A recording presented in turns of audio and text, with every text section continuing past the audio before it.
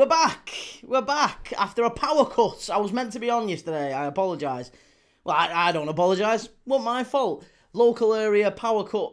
Place went down. I couldn't get internet or camera or lights or laptop or anything. I couldn't get anything going on round here.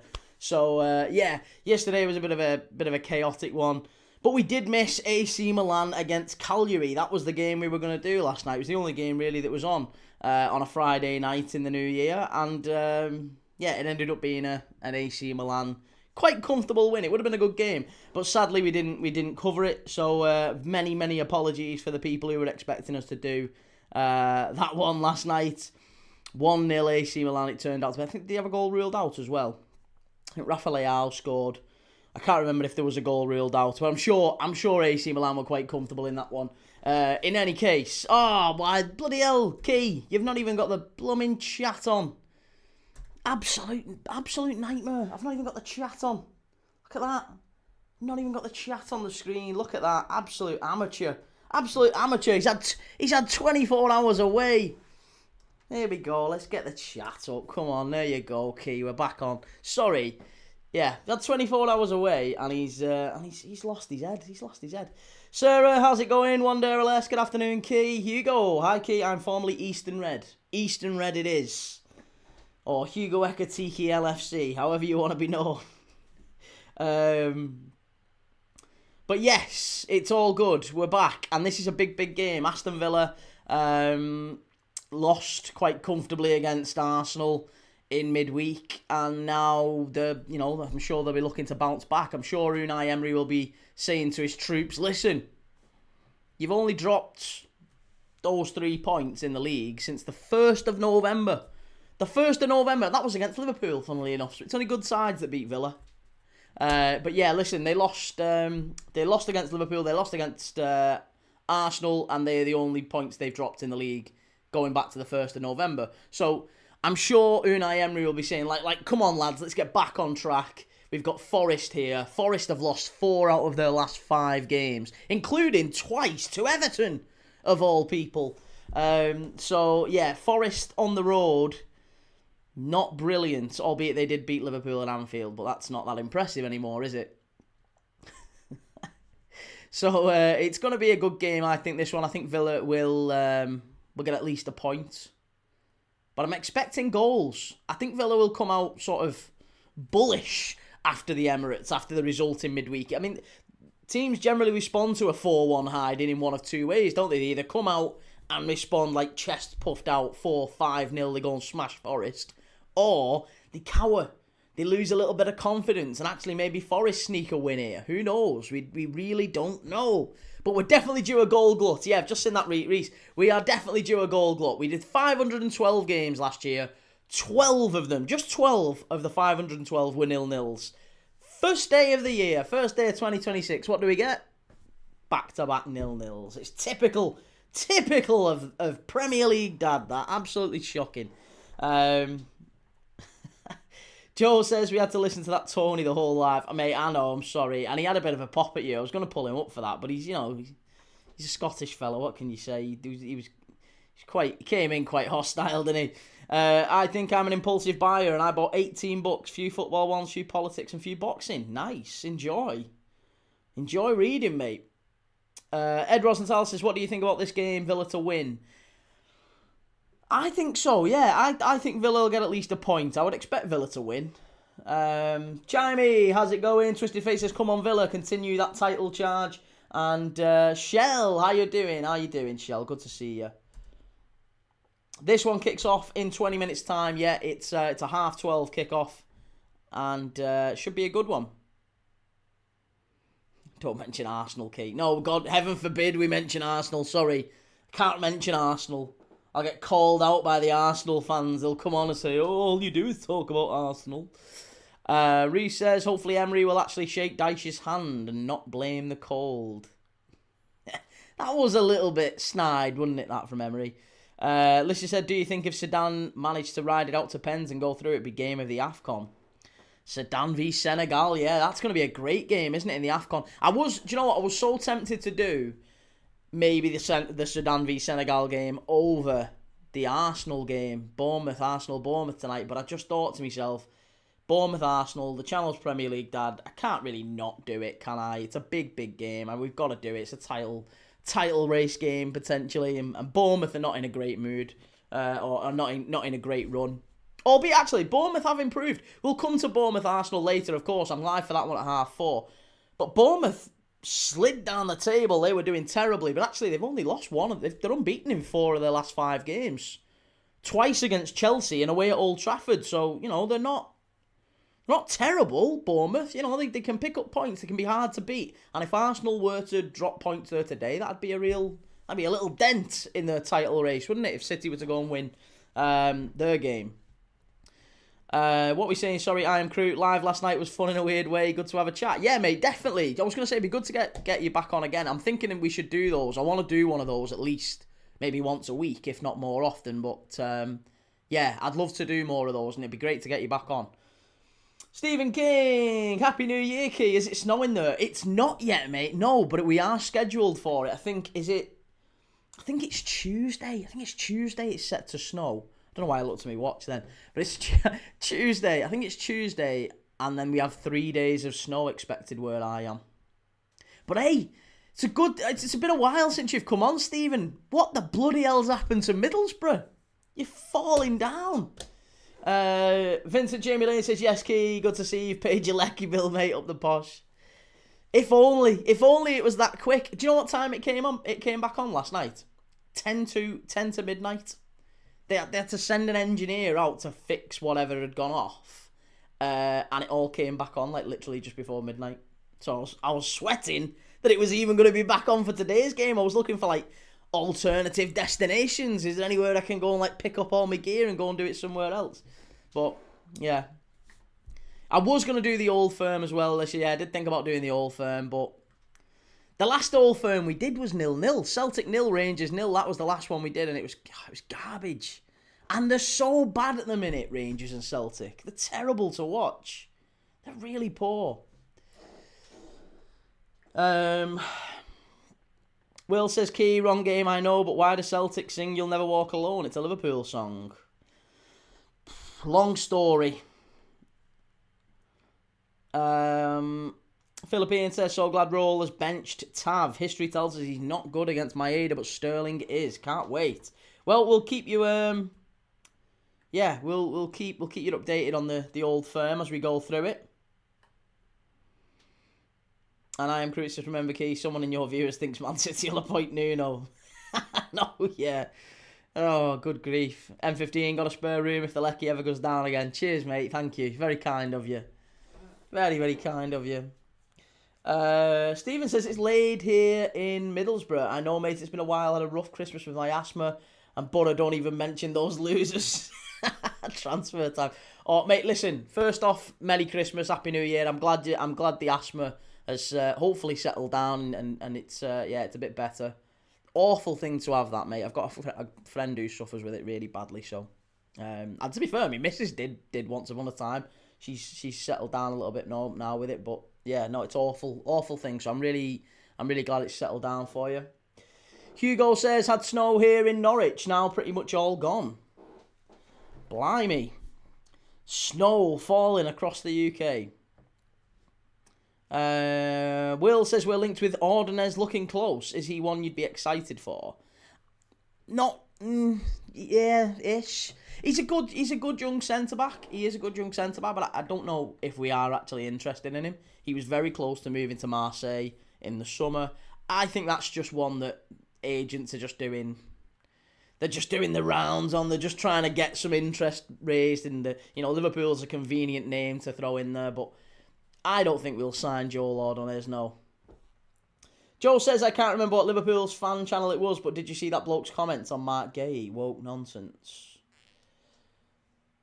Oh, yes. No, I do know what you're talking about. Yes. I was thinking about which one it was then, but yeah, no, I think it was the Anfield Rap. Yes, it was the Anfield Rap, and it was, I can't remember his name now. He's a fantastic, absolutely fantastic guy who does the Anfield Rap. And the guest that he had on said that he didn't want Mark Gay coming to Liverpool and it was from an LGBTQ point of view. He didn't want him because I think it was due to the armband, wasn't it? It was the armband back in the day that Mark Gay sported, saying, I don't know what it said. It was something Christian. There was a Christian message on it, and it was on the rainbow laces or the rainbow armband that he wore. It was some message. I don't know. But yeah, again, listen, people are entitled to their opinion. It's up to them. If they don't want him on that basis, that's totally fine. But I would also say that if you hold players to that standard, you would be amazed at how many players fall short. You would be amazed at how many players that Liverpool have, and any other club, to be honest, have, that fall short. If you give young men millions and millions of pounds and they have women flocking around them, they will make bad decisions, I promise you. Twisted Fate says, Celtic fans heard the song at Anfield during a Cup Winners' Cup semi-final in 1966. Long story short, and they made it their own too. Oh, there you go. There you go. Davey says, what happened to you last night? We got a power cut in the local area, mate. So sadly, I did put a post out on YouTube saying we was meant to do the Cagliari against AC Milan game. But we got a power cut here, and it was off pretty much from about 4-5 o'clock to near midnight last night. So yeah, sadly, I was very close to not scheduling today's games. I was just worried in case it was going to go off today, but thankfully it's all sorted. Dion says it was the Anfield rap, and Alicia says I love Jesus. Right, okay, well that's what it was. Yeah, there you go. It said I love Jesus on his band. Philippine says, can see our approach for this game. We're playing a 4-2-3-1, very attacking against Celtic's defence. I mean, I think you've got to really go for it, Rangers. If Rangers are going to have a really good chance of winning this one against Celtic, they're going to have to commit some bodies forward, because they're there for the taking, aren't they? Sarah says, to be honest, I'm not against, but I don't agree with the rainbow armband. Keep politics out of football. Again, to each their own. It's none of my business. People can have whatever opinion they want to have. That's totally their call. Stephen says, yes, mate, it's horrible. There's no control sometimes. I take inhalers but can't breathe to the point of nearly passing out, and maybe more. A few years ago, I was in intensive care. Couldn't ring an ambulance. Blimey, mate, that's awful. Yeah, terrible. I mean, there's fewer things that are more terrifying than be out of breath. So that's I'm glad that hopefully it's settled down for you, and better times to come in 2026 health wise for you, mate.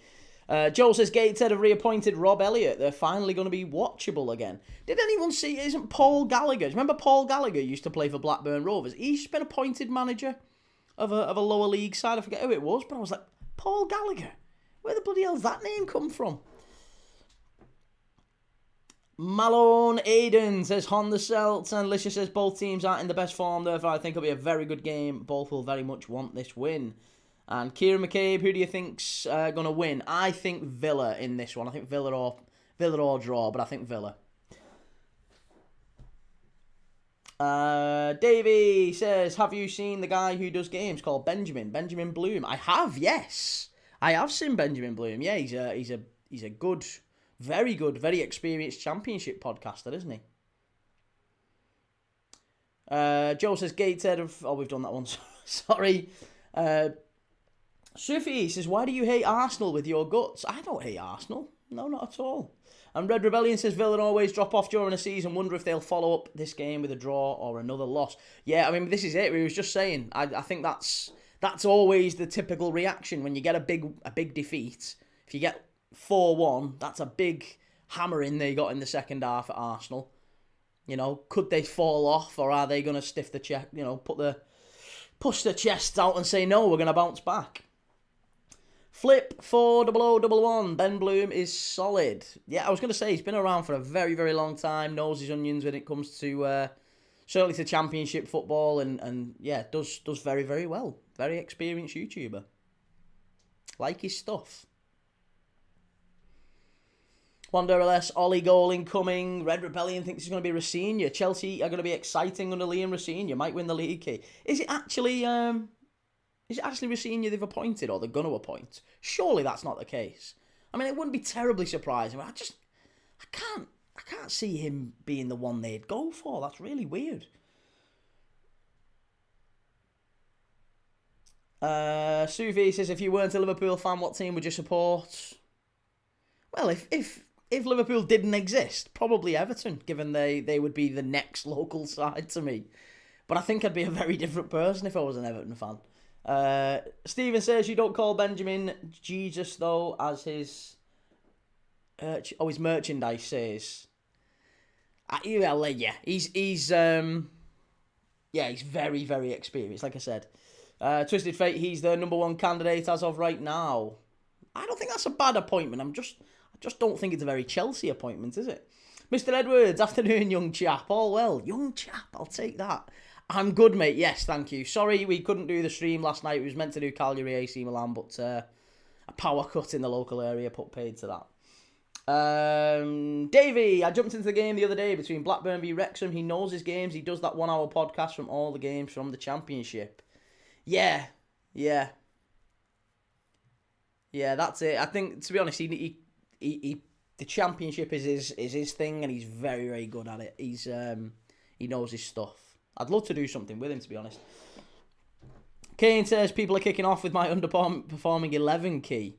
Oh, I've not taken a look at it, mate. We'll have to have a look. Sam says you'd be more depressed. I would probably, I think I'd have a different outlook on life if I was an Everton fan.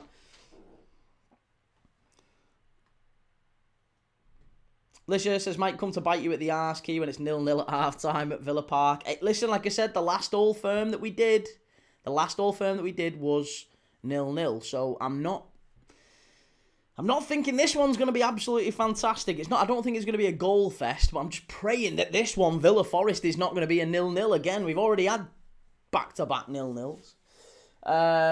Reece says the authorities need to just stop telling people what to and stop pushing agendas, but the way there's no need for anybody to get upset.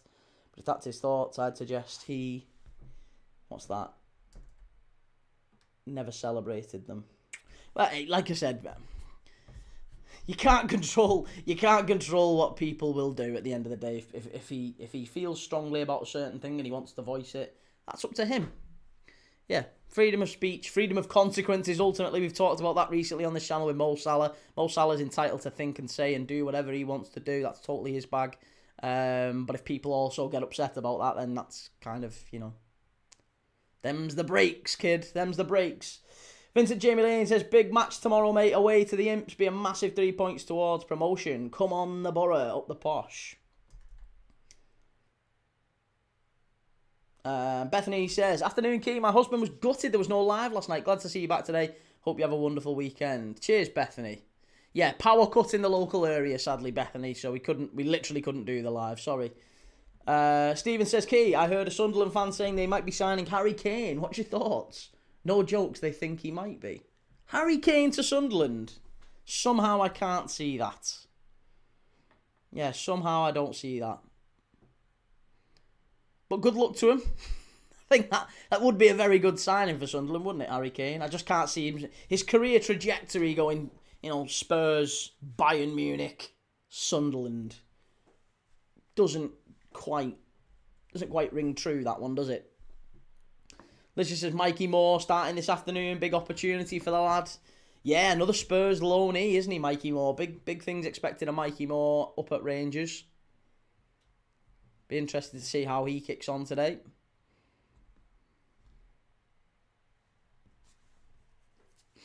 Kane says, Jordan done it, Key. Oh, he didn't. He didn't go Spurs, Bayern, Sunderland. I mean, he went Bayern to Stoke, but in fairness, different Bayern Munich then. Aid Bird says more chance of Kane going to Arsenal, and Twisted Fate says thoughts on Brennan Johnson to Palace, Key, around 35 million. Do we think... I think that's a good signing for Palace. And that's... I hate it when it comes across as like head patting and patronising. And I know that it could sound very patronising, but it's not intended to. I hope you believe that. But I think he's a good signing for Palace. I think he's that level. He will be a good, solid, reliable player. He's only 24. He's a good, solid, reliable player. He's averaged like 1 in 3 basically like a 1 in 3 player for Spurs. You know, a half decent Spurs side that's gone far in Europe and whatever. He's averaged about 1 in 3.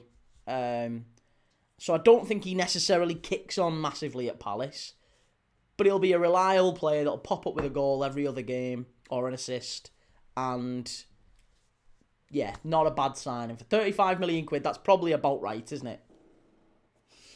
Leicester's Glory doing Brighton later. I'm not, mate. No, I'm doing Arsenal Bournemouth at 5:30. Stephen, if Kane goes to Sunderland, Mo Salah might come to Middlesbrough. You can have him. You can have him. Honestly, you can take him. You can take him. He might actually think he is the best player at Borough, and he'd be right there. But yeah, he's not behaving like that at Liverpool. What Durrell says, what do you think the goal scorers, or who do you think the goal scorers will be? Goal scorers today. Well, the lineups. Let's go through the lineups, actually. John Victor in goal for Nottingham Forest. Olaine are back in. That's a big recall for Forest. Milenkovic, Murillo and Williams make up the back four. Midfield, Elliot Anderson, Nicholas Dominguez. Looking forward to seeing Elliot Anderson. This could it be one of his final games as a Forest player? Amari Hutchinson, Gibbs White and Delane Bakwa on the wing. And then Igor Jesus up front as a lone centre forward. Still, I'm not really accustomed to seeing Nottingham Forest without a big, bustling centre forward. You know, a Chris Wood up there. It doesn't make... Igor Jesus, I think, is a very decent player, but I just don't think he's a standout. Like, he's not the centre forward that Dyche wants, is he? If you offered Dyche right now a swap, Calvert-Lewin, even though he didn't play him at Everton, if you offered him Calvert-Lewin for Jesus, that's exactly the sort of swap I think he would go for. He needs that sort of a player, Dyche. And to be honest, it wouldn't surprise me at all if that's the kind of player he looks to bring in January. But yeah, Igor Jesus, 18 appearances, just 1 goal, 37 shots, 2.7% conversion in the Premier League. I do think he's a smart centre-forward, though. I know that the stats don't necessarily show that 1 goal and 18 appearances for Forest.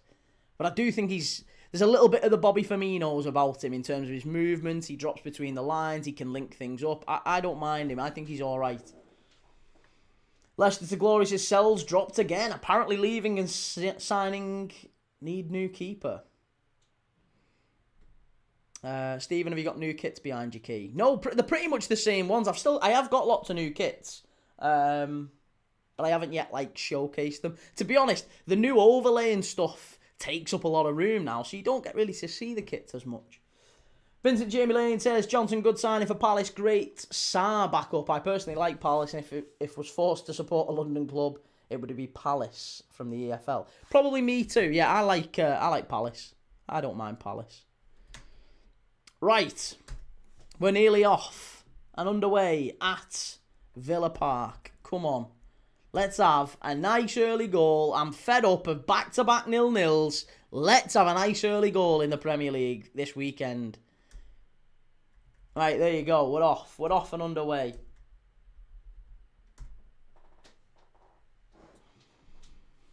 Stephen King says, did you say Firmino with Paddy the Baddie?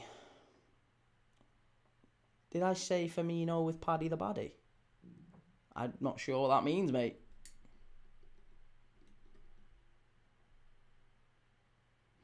Lisher, would you take Hackney at Liverpool, Key? No, not Hayden Hackney. I don't rate him, to be honest. And Kane says Lindelof might actually get some credit for being a half-decent centre-back now.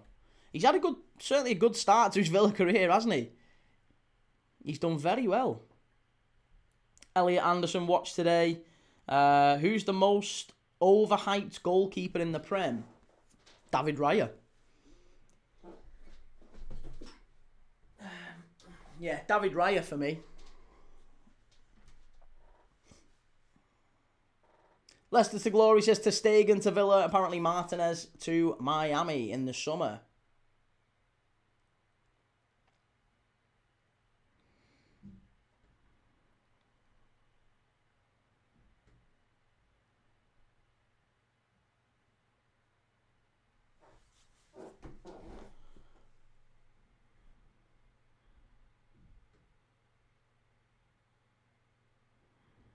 Here's Villa bursting forward down the right-hand side. John McGinn. Unlucky. Lisha says, about to start a war, mate. All them gooners are going to flood in. Oh, what are you doing? I tell you what, very nearly 1-0, 90 seconds in. Villa into the box. Martin, and that's going to be a goal kick. Lucky boy at the back there for Nottingham Forest. Good grief. Nico Williams and the goalkeeper getting into all sorts of trouble. Oh, and it just... do you know what? It ended up actually being a really, really good save, that. John Victor deserves big credit for that. That's a really good save. Who's that who misses that sitter? Was that Ollie Watkins again, was it, by any chance? Was that Ollie Watkins who I've been getting stick for saying he can't finish? Yeah, might have been. What a surprise. Ollie Watkins can't finish his dinner. Should not be on that plane to England, to the World Cup for England, I'm telling you. He's garbage, Ollie Watkins. He's absolutely garbage. He missed 2 absolute sitters against Arsenal the other day. And he missed the sitter there again. Needs about 4 chances before he does anything. Leicester to glory. McGinn's so good, but he ain't a winger. I agree, mate. I think he's wasted out there. John McGinn, for me, should be in that middle 3 or even the double pivot for Villa. There's no way you should be foisting him out wide. It's crazy. 3-star Reds, horseshite defending, horseshite. And Voj Styler says, Watkins really disappointed at Arsenal, man. Yeah, it's not just Arsenal, though. I just feel like he's lost a yard of pace. His touch has disappeared. He can still finish to a degree, but he's not like an elite finisher. Even at his absolute best, he wasn't elite. But I just feel like he scores in moments, and then it kind of skews people's perception of him. People are still looking at him as that guy who came off the bench for England and, nicked the goal against the Dutch. I just feel like that's the perception people have of Ollie Watkins, but I really don't rate him. I've got to say, I really don't rate him. Sarah says Watkins does better when he comes on as a sub. He was a sub against Chelsea, wasn't he? Didn't he come on? Didn't he come off the bench against Chelsea? Have I got that wrong? I'm sure he came off the bench, didn't he? Did he? Yeah, came on for Buendia, didn't he? Came on for Buendia, scored within 5 minutes. So, that's probably a first shout, actually, Sarah. Yeah, I think you bang on the money. Villa, terrible cross. Charmy says Kane and Welbeck should be in the England squad. Welbeck, absolutely. And listen, Dominic Calvert-Lewin, if he keeps going, on merit, he would be in there, wouldn't he? Kane and Vardy. Yeah, let's get Vardy in there. To be honest, Vardy's not had a terrible start to his life in Serie A. Movie says, yeah, he came off the bench for Chelsea. Cheers, man. And I've seen people say he's already better than David Seaman and Jens Lehmann. Who, David Raya? Well, that's recency bias, that. That's recency bias. To be honest, there's Liverpool fans. I had a chat with a Liverpool fan last night who was saying that he's watched Liverpool for 35 years. Which is as long as I have, to be honest, right? He's watched Liverpool for 35 years, and he said, I've never... He was very, vehemently Arne Slot out, this guy. And he said, I've watched Liverpool for 35 years, and I have never once seen a manager set up not to win a game. I was like, hang on a minute, mate. If you've watched Liverpool for 35 years, you saw Brendan Rodgers, you saw Gerard Houllier, and you definitely saw Rafa Benitez. Now, all 3, and Roy Hodgson, Christ, but all 4 of those set up, on occasion, not to lose. Rafa Benitez was famous for it. Rafa Benitez would go to Chelsea and go away to, Juventus and get points on the road. We always used to set up not to lose in big European games under Benitez. It's crazy. And by the way, Arne Slot doesn't set up not to win games. It's just, again, people can't differentiate what's a short-term fix, and this is the identity now. I just think Liverpool fans have totally lost it in terms of the alignment of what their expectations were this season. They expected too much. Shamner says, where is your money on this game? I think Villa or draw I've gone for. I've gone for Villa or draw, goal in the second half, 3 cards. in the game. Or more. Rolo. Key, would you wear a Man U top for 5k when Liverpool play them? I was going to say something that I would wear some ungodly things for 5k at this moment in time. Yeah. I'm a dirty mercenary at this point. No, I'm joking. I'm turning down gambling money at this moment in time to promote charities. But yeah, for 5k, I'd certainly be tempted. Vincent Jamie Lane says, David Raya is brilliant for a month, then absolutely shite for a month. Goalkeeper's all about being consistent. Raya will be getting hammered near Easter. Bottle time for Arsenal is what he said. Here's Villa. Chance for our post, unlucky all the way through. SD Games to slot out, Klopp back in. Yeah, Klopp didn't fancy, did he? Klopp didn't fancy doing the rebuild. It's a big rebuild on at Liverpool, and Klopp looked at it and went, nah, you're all right, I'm fine. I'm going to go and sun myself for a couple of years. I'm going to take some time off because he didn't fancy it. He didn't fancy the hard work. For 5k, I'd rate Daka. Stephen King, 5k, Everton tattoo on forehead, doing Grealish in... Jesus Christ. Hey, I've worn an Everton shirt before. I have had to wear an Everton shirt before. It was my uncle's funeral, but I have wore one. Villa, Chance. Oh, they've messed it up again.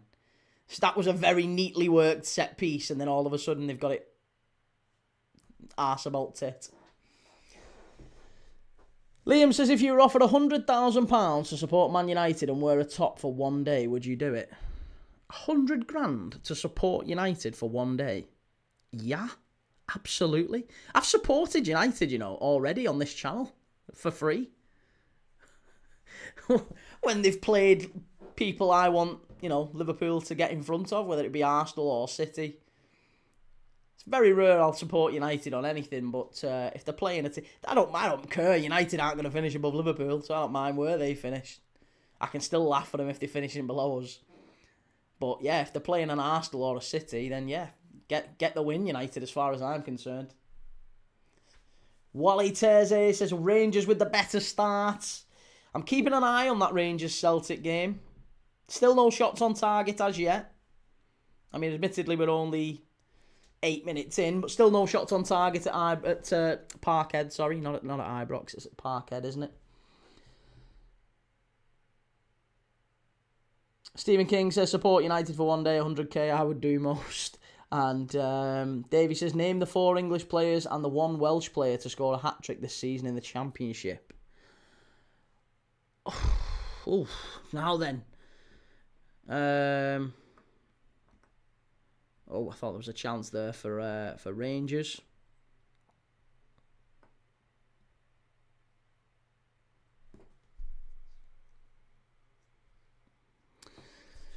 Right, Villa have got the ball here. Very direct. Forest are dealing with it quite easily. Forest haven't got out their own half yet. It's been a really difficult first 10 minutes for Forest here. McGinn, edge of the box, got to hit it. Poor. That's a penalty, ref. That really should be a penalty, that. Oh, I tell you what, he's complaining. I think that could be a penalty to Villa, I mean, he's given the free kick to Forest, but watch this. Watch this. Who gets the ball? That should be a penalty to Villa, that. How's that not a penalty to Villa? Oh, no, it is actually a foul. It is actually a foul to Forest. Sorry, it is actually a foul to Forest. Yeah, hat-trick, you say. Sorry, hat-tricks. Hat-tricks in the Championship. There's only, Kiefer Moore, I've just seen. Kiefer Moore scored his against Coventry, wasn't it? Because we watched that game. I'd guess Joe Gellart, maybe. Joe Gellart of Hull, has he got one? I mean, he's been a pretty consistent scorer rather than like a scoring in gluts.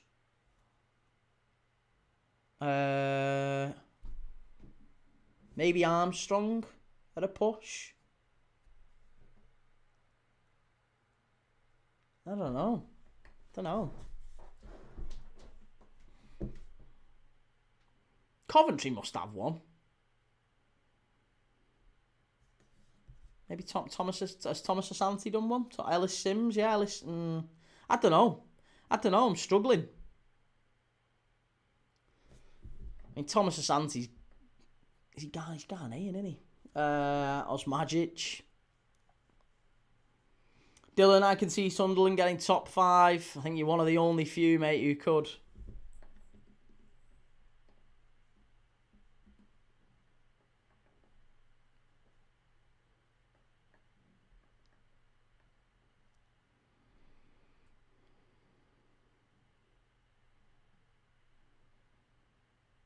Movie says, are you a Liverpool fan? I am, mate, yes. Yeah, I am. Asgard has been handed a yellow, says Philippines, 7 minutes into this game. And Rube says the Ipswich guy scored a hat-trick. Philogene, yeah, Jaden Philogene. Well, 13 minutes in, we've still not really seen an awful lot here. Boroughborn says Inch just got one last game. As Hadji right, Addy Bird. Do you know what? Oh, I've just seen that. I'm calling you Addy Bird. It's Adrian, innit? It's Adrian Birder. You've just changed your username for whatever reason.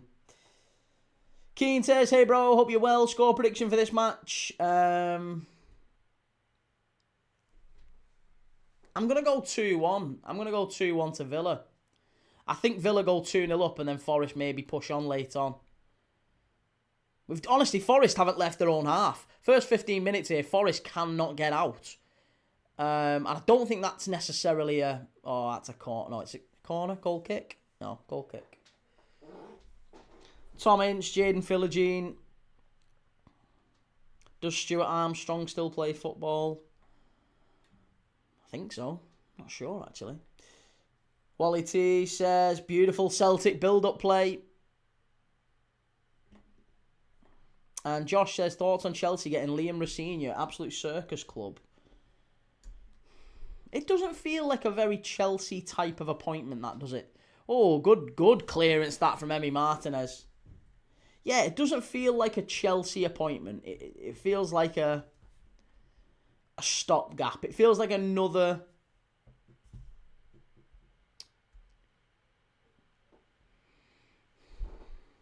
I think he'll be out of a job probably by this time next year. I think he'll come in and he'll settle in, but then by Christmas next year, I think he'll be out of a job and they'll be moving someone else in. Steven says, remember Forest doing Liverpool? Everyone's done us this season. But yeah, I do like Liam Rosenior. I just don't think that's a particularly smart move from him. Like, if I was a manager right now, I wouldn't touch Chelsea with a barge pole. But he's within the Chelsea multi-club model, isn't he? He's managing Strasbourg, so not that they own him, but Blueco can kind of say, listen, you know, we need you over here now, so you know, you're gonna have to leave Strasbourg and come over to Chelsea. And in fairness, he's probably going to bring at least 2 of his Strasbourg players with him because Emmanuel Omega's already signed for next year. Emmanuel Omega is Chelsea's centre-forward next year. And he's been doing really well under Liam Rosenior at Strasbourg. So that should ease that transition a little bit. Maybe Kendry Paez goes back. Kendry Paez is on loan from Chelsea at Strasbourg. And they've got Moriera, they've got Panicelli, who's not necessarily a Chelsea player, but he's a young centre-forward doing very, very well there. I think he'd do better for Chelsea than Delat would, put it that way. Foxy, afternoon, mate. How's the first 15 minutes been? Very, very flat, I'll be honest. They've been in the same sort of vein as we saw with Leeds and Liverpool and Sunderland City. It's been one-way traffic. Villa have had one big chance in the game, which has come from Forest messing up at the back. That was within 90 seconds of the game kicking off. But other than that, it's been quite flat. There's not really been anything happening. Forest cannot get out of their own half. They've barely touched the ball. I'm interested to see what the stats are actually on this one because my guess would be Villa have had maybe 80% possession. I'm not even kidding. It's 80. Look at that, 83%. 83% possession to 17%. in the opening 17 minutes of the game. It has been, a laughable start from Nottingham Forest. Villa have had 3 shots, only just 1 on target. No cards in the game just yet. Villa play a short corner. Edge of the box, Martin, shot. Wide, unlucky. Liam Vernon says, would you take Liam Rosenior at Liverpool? No. No, I wouldn't. No, I wouldn't. And Daz says, what's your 11 for tomorrow? Key, any changes? No, I would play the same 11 again. I'd put McAllister on the bench. I maybe would put Frimpong at right back and push. Yeah, I'd probably play Frimpong at right back, not Conor Bradley. That'd be the only other thing I would do. Vincent Jamie Lane says, Chelsea have changed. No more getting the best manager available. They get projects like the players they buy. Yeah, I mean, Enzo Maresca was a bit of a project, wasn't he? Liam Rosenior would qualify as a bit of a project. Stephen King says, Key, Borough, last 4 games, lost 3, drawn 1, 80 shots, 80% possession on average. Who would you sign with your championship knowledge? I wouldn't sign anyone from the championship. There's nobody in the championship that immediately stands out for Borough. I think defensively you've got a real problem. I think defensively you've looked quite poor. And you've conceded early on in a few games, haven't you? You conceded early on against, was it Hull and against Bristol? It feels like, just defensively the setup isn't quite right. So I think you need maybe a centre-back, maybe 2, but certainly a centre-back. And I've been saying for a while, mate. I know you and I locked horns on that earlier in the season when Borough were playing really well. They were in a great run of form. I just kept seeing things whenever I was watching Borough, thinking they've not got it right at the back, and there's going to be chaos there if they get, a goal goes against them. I don't see them being able to keep digging themselves out of it. Whittaker up the other end, and the others who are playing well going forward. You've got a half decent attack there, but defensively, I just don't feel as a Borough-born, all our defenders are injured. Well, maybe that's part and parcel of the issue then. Maybe that's what we're seeing. Is that maybe when you get all your defenders back, maybe that'll improve. But for me, I mean, we've been talking about this on here, me and Stephen, for a while about Borough since the sort of early parts of the season. And even when Borough were like flying just behind Coventry, winning successive matches. Oh, ref, that should be a pen to Villa again. Oh, I really thought that we would see Borough fall away. Oh, it's a great ball over the top, and Forest are in all of a sudden. Go on, lad. Oh, what are you doing, Dominguez? He's took you right into the corner there. Leicester to Glory says, I think Forest will get picked apart in January. And who's the ref, Key? The ref for this one is none other than, is it Anthony Taylor? No, it's Simon Hooper. Someone bald, anyway. It's Simon Hooper. Oh, that's not a penalty. Come on, Key. That was never a penalty. No, it was a handball from Morgan Rogers, if anything. Borough with a good team, just can't beat low blocks. Join the club. I'm a Liverpool fan, mate. We're struggling with it as well.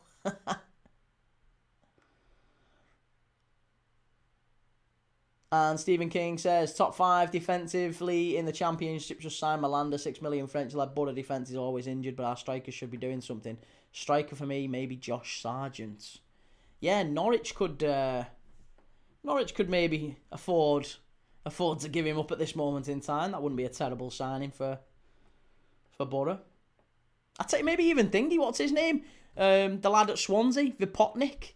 Vipotnik wouldn't be a bad signing for Borough. Celtic 1, Rangers 0. Celtic have scored. They've done it. Scrum Down Live says, hey up Key, what channel's the game on? Not on BT. Villa Forest is on Sky Sports, mate. It's Yang Kyung-jun who scored for Celtic. And the Hoops are in front at Parkhead.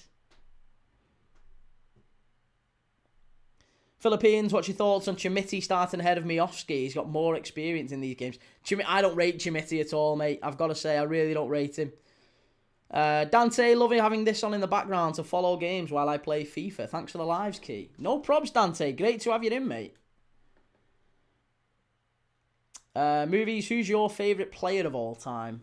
My favourite player of all time? Do you know what? I love Robbie Fowler. I love Steven Gerrard. I'd probably have to say Robbie Fowler, though. He was my idol growing up.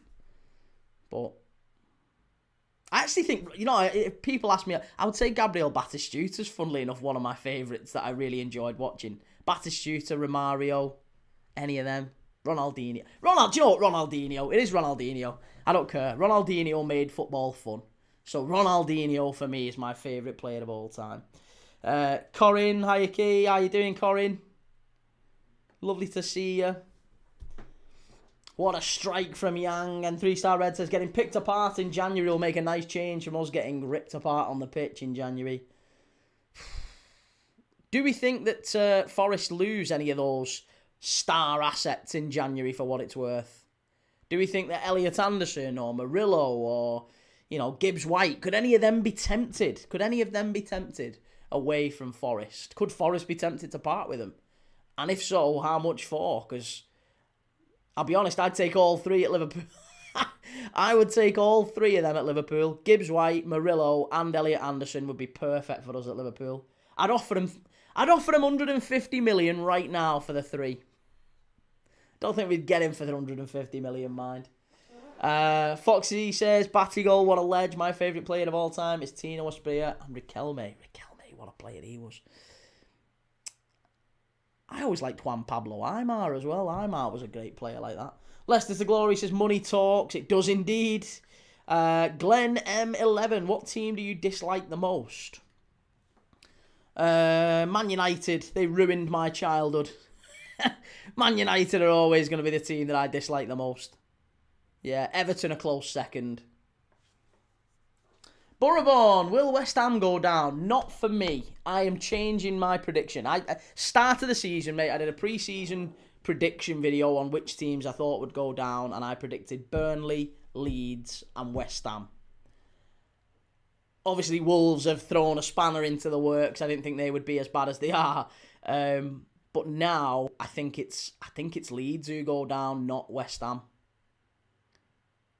And I know that's me again a little bit of a controversial one. Given I'm not trying to be controversial, I've been saying it consistently for a while. I think Leeds go down. They're playing well at the minute, but I don't think they've got the goals in the side. Leeds. I don't think they've got them in the. My favourite player, he was special, but for me, I loved him, Laurent Robert. Laurent Robert was a great player. Scored loads of good free kicks, Laurent Robert. And a really good one at Anfield, I remember.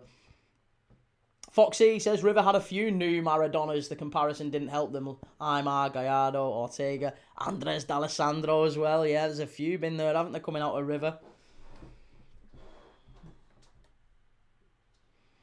Leicester Glory, who goes down if not West Ham? I do think Leeds. Yeah, I think Leeds get pulled into it. I don't think Danny Farker's... They're on a decent little run at the minute, Leeds. But goals, I think, are a problem for them. I think January will sort the men from the boys in the league. I think we'll see some big signings coming in. West Ham have already made a couple. Chance for Villa. Oh, unlucky. Nearly 1-0. It's getting there. Liam Vernon, to be fair, Calvert-Lewin has been scoring for them. And Calimendo ready to go out on loan if Edu agrees on any sale. We are for Anderson, Morgan Gibbs White, Murillo. We are relegated. Yeah, maybe.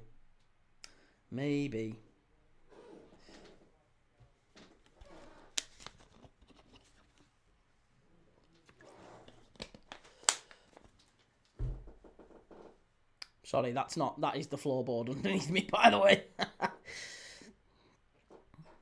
Sorry, I need to try and find something. I don't know how I've managed to position everything in here so that I am stood directly on top of the creaky floorboard. Hatem Ben Arfa was a good one, and Wally says Celtic all over Rangers, could be 2-0 up already. Jimmy P, thoughts on the last Liverpool game? It wasn't a good one, it wasn't enjoyable to watch, but Liverpool, we pushed and we huffed, and unfortunately that's football, isn't it? Leeds came, they only wanted a point. Forest have come here, they only want a point. Trust me, if Villa don't break Forest down here, it's frustrating for Villa, but I don't think it'll be a sign of them, like a terrible, terrible thing that they need to change everything or whatever. It's just something that happens in football. If you come to, and it's literally attack v defence, that's what Leeds did. Leeds came and they had 2 banks of 5. They had no interest in going forward. They made it very difficult for Liverpool. And it was a terrible game to watch. And to be fair, Sunderland did similar against City. They were a little bit more, they did go forward a little bit more, Sunderland, but generally speaking, that's what Sunderland did against City.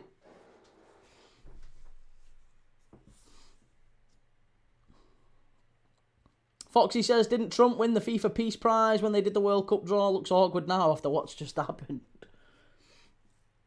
I mean, no politics on here, mate, for God's sake.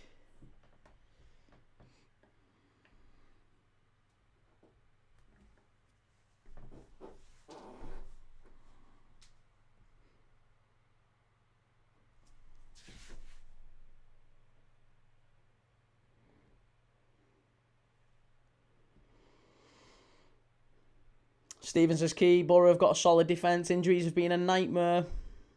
Midfield strong. Attack is terrible. We need a striker, a left back and a left winger. I don't think you're going to... I think you maybe make the playoffs, but I still don't think Borough come up. No, I think the automatic spot's going to go to Ipswich. Coventry and Ipswich. And then I think after that, it's one of about 12 teams. And Borough's one of them 12.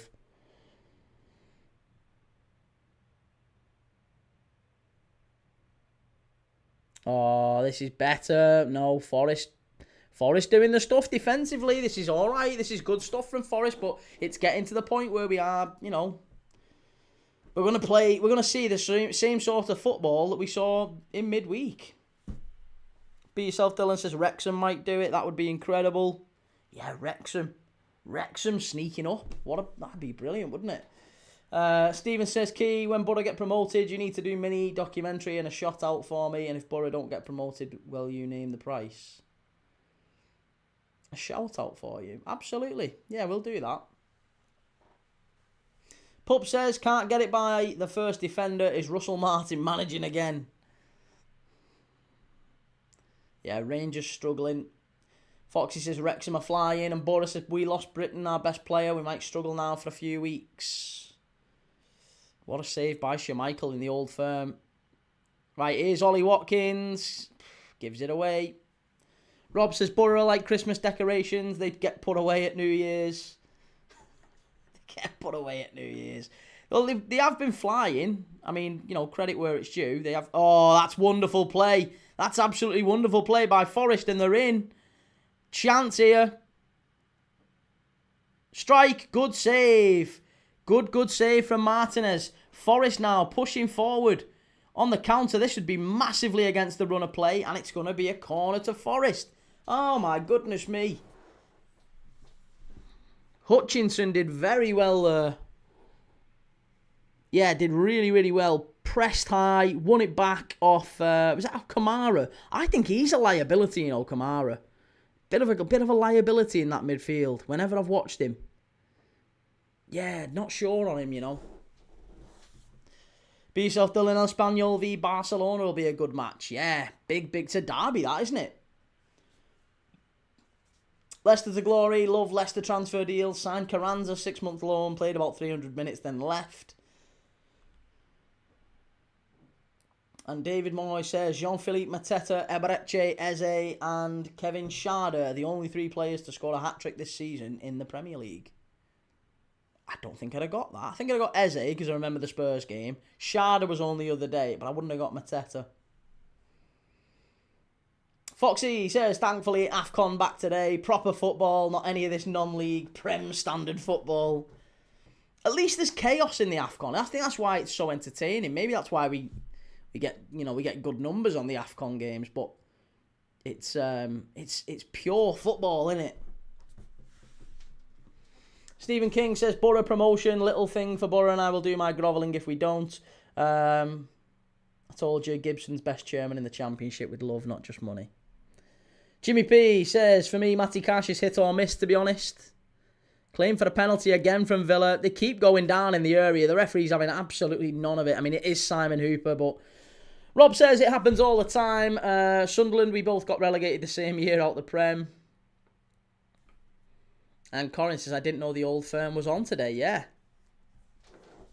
And Jimmy P says, AFCON is good attacking football, shots outside the box, not spamming set pieces. It's also, there's a calamity as well in the AFCON. Like every 5-10 minutes, it feels like either a centre-forward's missing a sitter, a defender's kicking fresh air, a goalkeeper's dropping one in, or a referee's giving a penalty that's quite clearly not a penalty, or giving a red card, or not giving a red card when a player's got, GBH against him. Jordan says, Wharton is leaving Palace. Yeah, apparently 60 million quid, isn't it? 65 million quid. That's a bargain. I don't know who to or when. Is it meant to be in January, Jordan, that Wharton's going?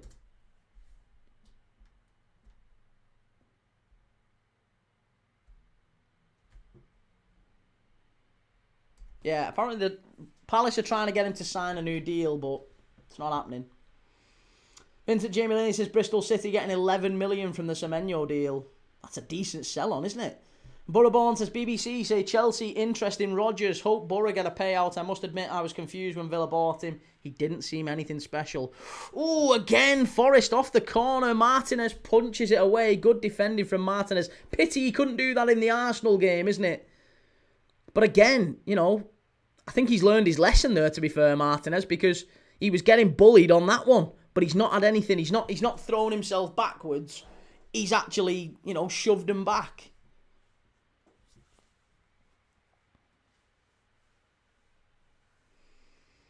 Ben says Borough have only finished in the lower half once. They got relegated from the Prem in 16-17. And Vosstyler, I know this script. Villa not being clinical and then Forest score. Jimmy, do you think Adam Wharton can go to Liverpool? Listen, we've got to sign a centre mid. We absolutely have to sign a centre mid at Liverpool. Alexis McAllister is a nightmare, so somebody has to come in, and Adam Wharton honestly would be perfect. But if he doesn't want to come, he doesn't want to come. I don't want players at Liverpool that don't want to be there. Davey says, name the player who was the most hat-tricks since the Prem started in 92. But who's the first player to score the first hat-trick when the Premier League started in 92? The most hat-tricks isn't it Aguero most hat-tricks? I think Aguero's most hat-tricks, I'm almost certain. And the first hat-trick... oh, that's a foul, ref. Ezri Konsa's just got one in the face there from Igor Jesus. First hat-trick is Eric Cantona. I think it was Eric Cantona, maybe. Foxy says, I don't know why serious people have taken over Sheffield Wednesday. So much potential with that club. They have the stadium and the fan base. I'd love to see Sheffield Wednesday back in the Prem. And Jordan says, if we can get Sharif and Willock or Gallagher in January, I'm very optimistic. Do you genuinely think he's going in January, Jordan?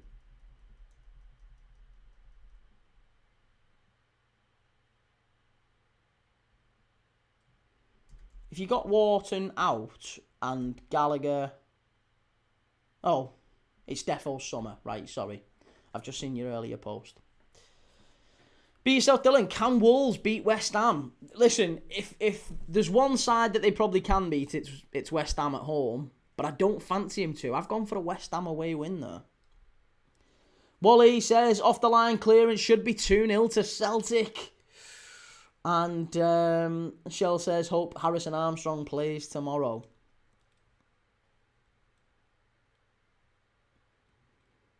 Jordan, no, he's not going, but they're spending the Wharton money now. Palace needing to invest before he leaves. That's smart. That is smart. Dante, I've gone for 1-1, Wolves, West Ham.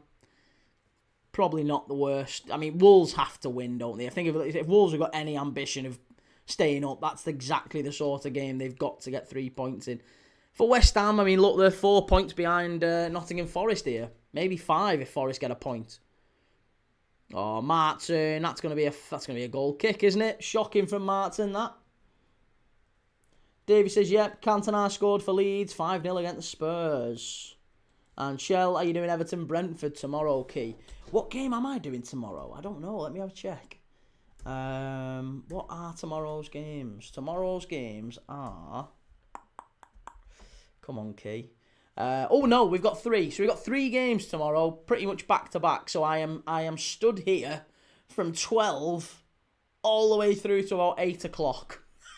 So tomorrow's a big, big day. We've got Leeds against Man United, 12:30. 3 o'clock, Fulham against Liverpool.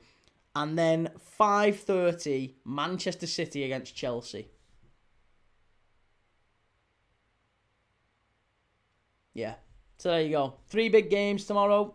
C. Wheatley, yes, Key, lad. Another game undefeated at the Fortress of Light. So yeah, 3 big games we got tomorrow. Vos Styler says, why are Villa falling in the box? Because that's the only way you tend to break these teams down. Liverpool needed that against Leeds. If we had got that penalty that we should have got in the first half with Ekatike going, he got wrestled in the box, he should have gone down. If he'd have gone down, he got the penalty. And sometimes it's on these fine things that these types of games are decided. Arsenal needed an own goal against Wolves, didn't they, to break them down? And sometimes you do. You need a deflection or a penalty or something just a little bit lucky to break for you. So you get the first goal and then bang, everything changes. Forest have to come out and play football.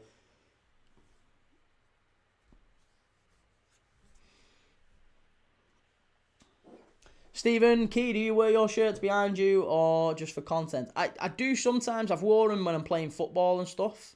But I've not worn them on camera. I probably should, really. I'd like to. I think going forward, I'd like to maybe, get some more shirts. Vincent Jamie Lane, West Ham must win today, in my opinion. Gallagher to Liverpool. No, Conor Gallagher's not going to Liverpool. Not a chance.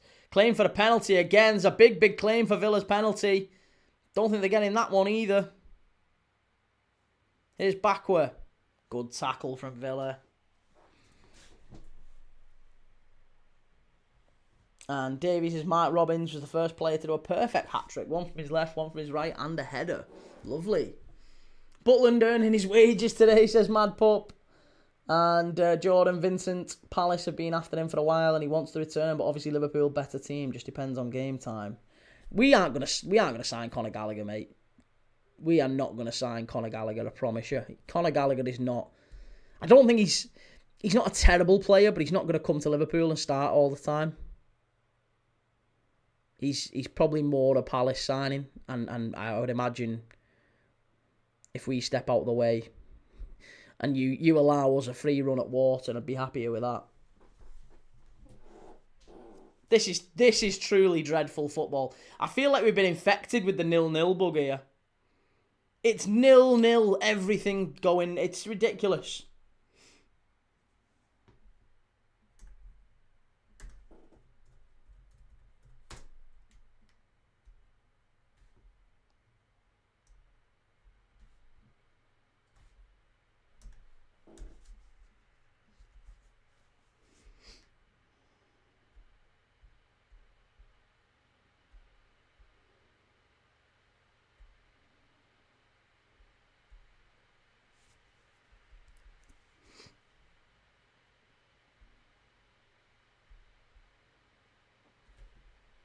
Destiny Doggy exits officially left Spurs. No, he's not. Destiny Doggy's not left Spurs. Steven says the smart shirt. Ask people to send in a few. I would never do that, mate. I'm not cheeky. I won't be asking people to send anything in. That's not me. We know you love Liverpool, but content wearing shirts would be good. I'd love to, but I'd only do it if the channel could afford to cover it itself. Key wants that Borough shirt. I would. Do you know what? I'd get a retro Borough shirt. I promise you, if we ever do that, I'll get a retro Borough shirt. Do you know which one I'd want? I'd want the BT Cellnet one with Hamilton Rickard on the back. Leicester to glory. Tottenham confirmed his exit. Did they? Did they? He's under contract at Tottenham. What are you talking about? Where have you seen that? There's nothing at all online about that. Tottenham haven't confirmed a thing, mate. Graham says Villa manager should be asked at the end of the game, did he tell his players to dive all over the place? They keep going down, don't they? It's so soft. So soft. Vincent Jamie Lane can see a mighty Peterborough United shirt behind you, mate. Well, can't see one just yet. We'll get one, I'm sure. Jimmy says, problem with a lot of these shirts is there are tons of fakes. To be honest, yeah, that's another thing I've turned down on this channel. I've been approached many times by... there's different ones, isn't there? Oh, will you show, we've seen you've got shirts behind you. Will you show these, 10% off at whatever, randomfakefooty-shirt.com or whatever it's called, We'll give you a 10% discount code for your audience, and you can, we'll give you a bit of money so you can put that on your channel. Nah, you're all right. Thank you, though. Appreciate it, but not for me. Jordan says Johnson, Pino and Mateta apparently the front three tomorrow. It's the stuff of dreams. Has he passed his medical and everything? Is he ready to go? Is he actually he's good to go?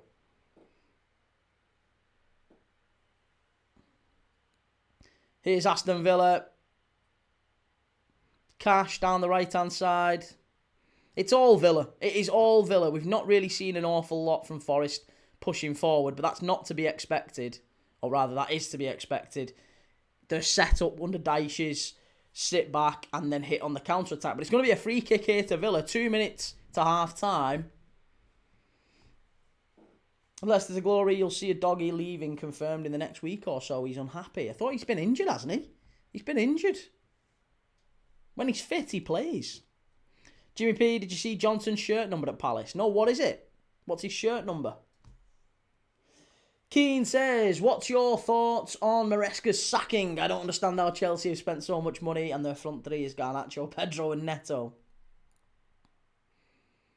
Well, they're doing what Liverpool are to an extent and what City are doing to an extent, which is they're trying to build for the future. More of these clubs are thinking like businesses and less like football clubs. So the only club, I would argue, the only club that actually behaved like a football team was Arsenal this summer, because they went out and they went, right, how can we make this side a team that wins the Premier League title, right? And that was their only consideration. And they went out and paid 70-odd million for Gyökeres, a ready-now centre-forward. They went and paid 70 million for Eze, a ready-now Premier League midfielder. Madueke playing for England, star for Chelsea. Go and sign him, yeah, fine. Zubamendi, 26, him, experience, plays for Spain. That's not what Liverpool have done.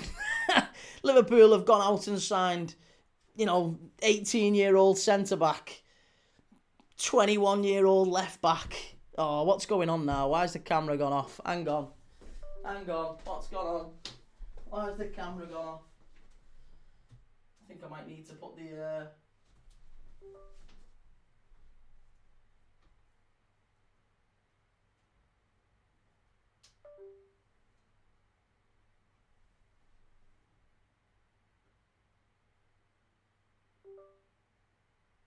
Right, perfect. Okay. Sorted. We've got we had a minor issue there. I'm back on. Wait a minute. I'm back on.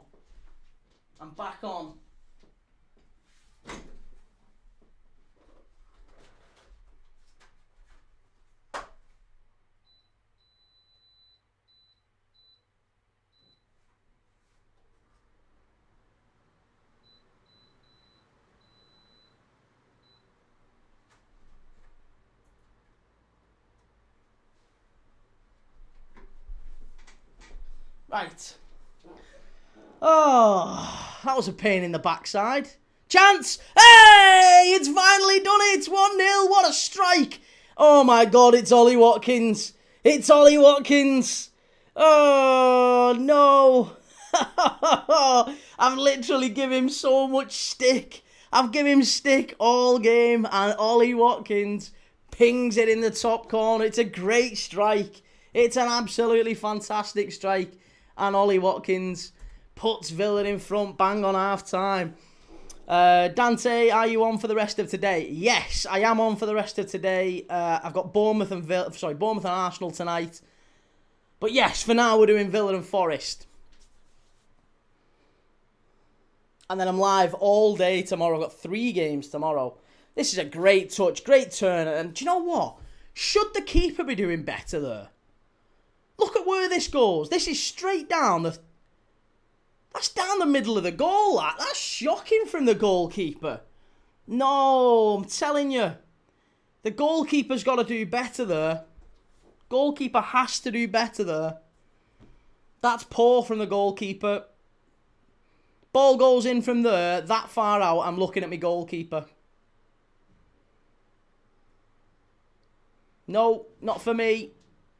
Not for me. Well, it's half-time and it is 1-0. Awful goal to keep in, says Adrian. It is, I'm telling you. It's definitely that was the goalkeeper, I think. Watchalong says, why does Villa always have things difficult for themselves? And Shell, you need to sort your treadmill out if you're on all day. Sort my treadmill out? What are you trying to say, Shell? You wouldn't be calling me a chubster there, would you? I'm only kidding. No, do you know what? I do need... I was going to get one of them walking pads for under here. But... I don't know. We'll see. I am Kroot, the Scottish guy in the live yesterday. Won't be happy, will he? Yeah, no, he'll be... We'll do another one of them. We'll do another one of them. And he'll come back in, I'm sure, and give us some grief, won't he, mate? Ben says, prediction for Wolves West Ham. I have gone for... I've gone for 2-1 West Ham. Josh Key, you're streaming the darts final later, mate. No. Absolutely not. It's not my thing, that, mate. Plenty of people like darts, that's all good. But not my thing, unfortunately. Wally, apparently City delayed Semenyo's transfer so he could play against Arsenal. I like that. Gakpo says Forest playing for 0-0, getting battered. How embarrassing. It's not embarrassing, it's normal, isn't it? They're a team down the bottom end of the table. Villa are really good, especially at home. How do you want them to play? They're not going to go there, turn up and go, yeah, well, we've been crap all season, but do you know what we'll do? We'll go to Villa Park and really, let's try and go on and push and win the game. Nah, you're not going to see that. They've not got a team good enough to do that. Be yourself, Dylan says, my friend is watching. He says, you look like Gru from Despicable Me. I said shush to him. Cheers, Dylan. Nice of you to say that. Jack says, prediction to Sunderland and Tottenham, no. Johnson is going to be sad. Half-time, Celtic 1, Rangers 0.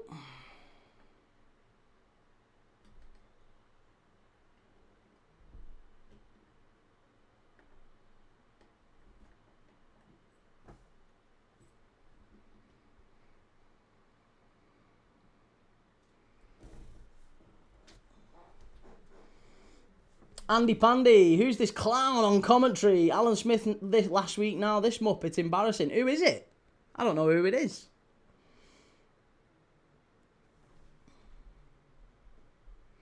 Stephen King says, Key, you say they're spending 70 million, etc., and Liverpool never. Isaac Verts. No, it's not about spending, it's about what they spent the money on. So Liverpool spent... We spent less than Arsenal, but let's say proportionally we spent about the same. They spent it on ready now, Premier League made, like 25, 26, 27-year-olds who could go straight in. Liverpool didn't. Liverpool signed it, kids, basically. That's the difference, mate. That's what I'm saying. And that's what seemingly many Liverpool fans can't get their head around.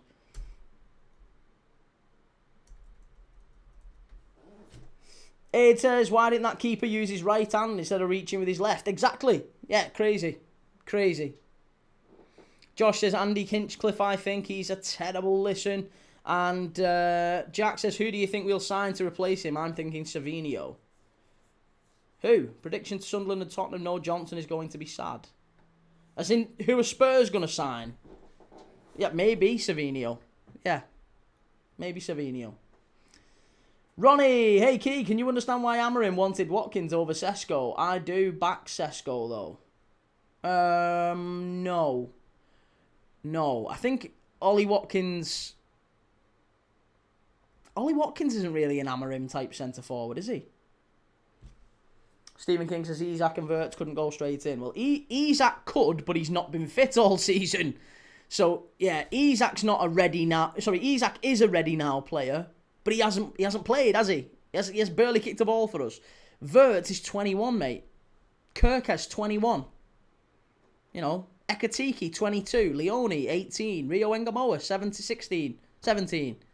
Like, that's what I'm talking about. That is what I'm talking about. Shell, hit the likes for Key, please. Thank you very much, Shell. Very, very kind of you. And I Am Crew says, if Man United have any sense, they'll go and get Mateta. Mateta, though? Is that a Man United signing? Aid says, as a keeper in my playing days, I can say I've never gone to make a save like that. Makes no sense. I just feel as a standard, if a goal goes in down the centre of the goal, you're looking at your goalkeeper, aren't you? You're staring at your goalkeeper. There's no way at all, absolutely no way that I would be letting my goalkeeper off the hook for that. FCB, hi Key, I did Hull away on Thursday. Nice, good lad. And Lisha says Wirtz is actually 22, 23 in a couple of months. It doesn't really change the fact, mate. 22 is still a bit. It's still a kid. Still a kid in football terms. It's not 26, 27, is it? 5 years in football makes a lot of difference. And like I said, he's brand new to the Premier League. 21, 22 is, you know, that to me is a kid. If you're signing 21, 22-year-olds and your competitors are signing 25, 26, 27-year-olds, then, you know, that's where there's going to be a clear disparity in terms of how they adapt and how quickly they adapt. Generally speaking, 4 or 5 years makes a big difference in how quickly a player adapts. Ronnie says, I do think as much as he's been poor for Brighton, I do see Baleba playing for United either after the AFCON or in the summer. You're welcome to him. I love United to sign Baleba. I'd absolutely love him to go there. He's another problem. I'm telling you, he's a huge issue for United. If you sign him, great. That's brilliant. That causes more problems for United down the line. I'm telling you, another player with an attitude problem. I Am Crew, provided there's no deflection, you've got to blame your keeper if it's down the middle, especially if it's that far out. Stephen King says, 22, but World Cup quality. Forget kid, he's quality. It doesn't matter. No, it doesn't matter.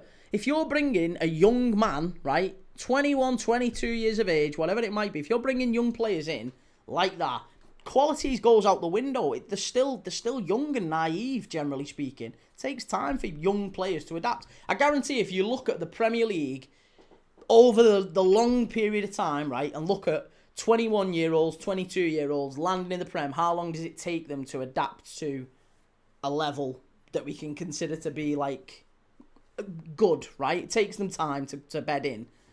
If you're signing 26, 27-year-olds, it doesn't generally take them that much longer. If anything, it's usually immediate with those sorts of players.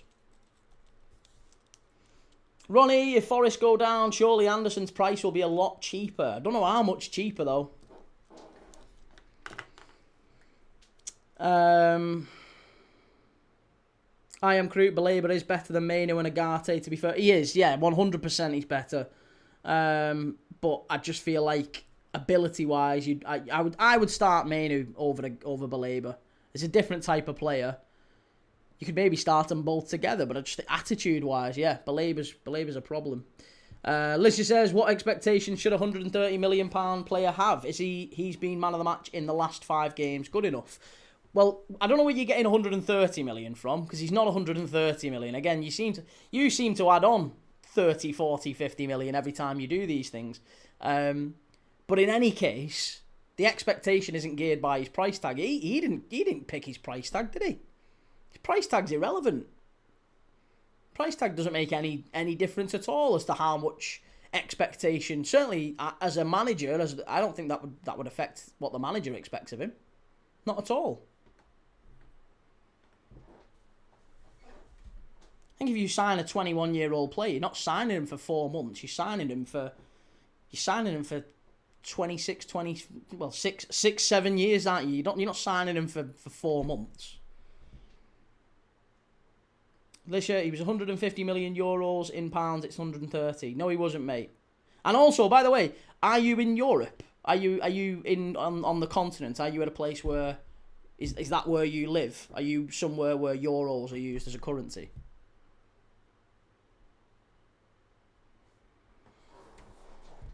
Shell, do you think we win to Moski?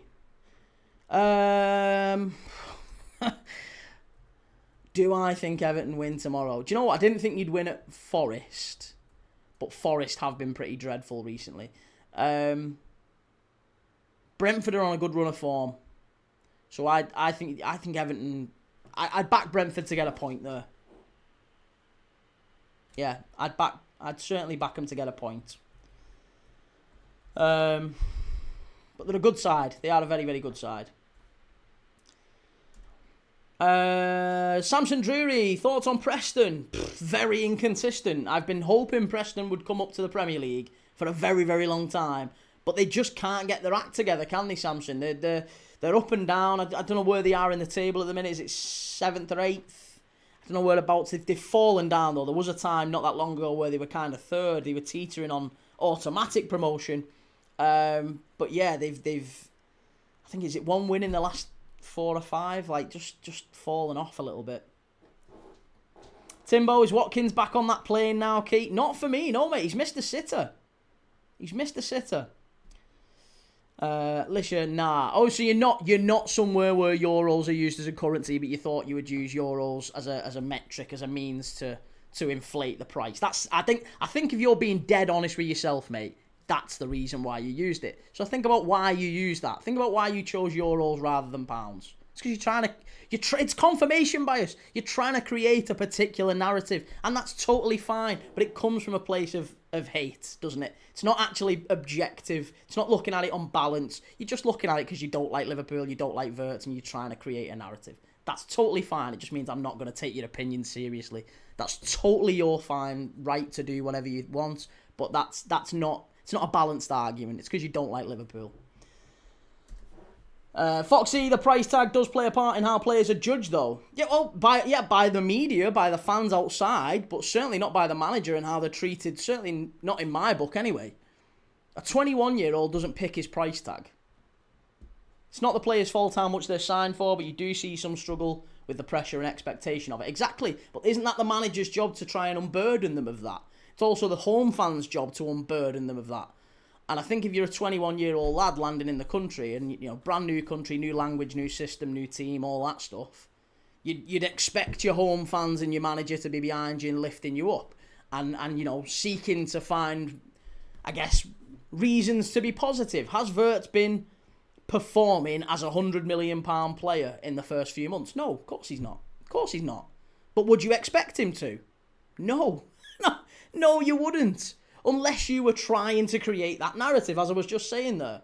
As you were trying to create that. If you wanted to make Wirtz look bad, then you'd be saying at every opportunity, oh, shit, shocking, £100 million, he can't play. Pfft, dreadful, awful. But that comes from people not necessarily wanting to have a good, serious, good faith conversation. They're just trying to score points. Lou Harwood, I love Liverpool. I love you, Lou. I love you. And Mackenzie, Wirtz is as bad as Canate, Key. On your bike, mate. Behave yourself.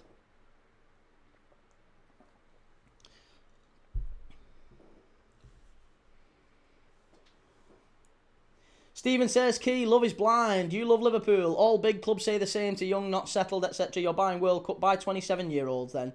It's all rubbish with top teams. What are you on about, Stephen? No, buying 27-year-olds is not something Liverpool football can or would do.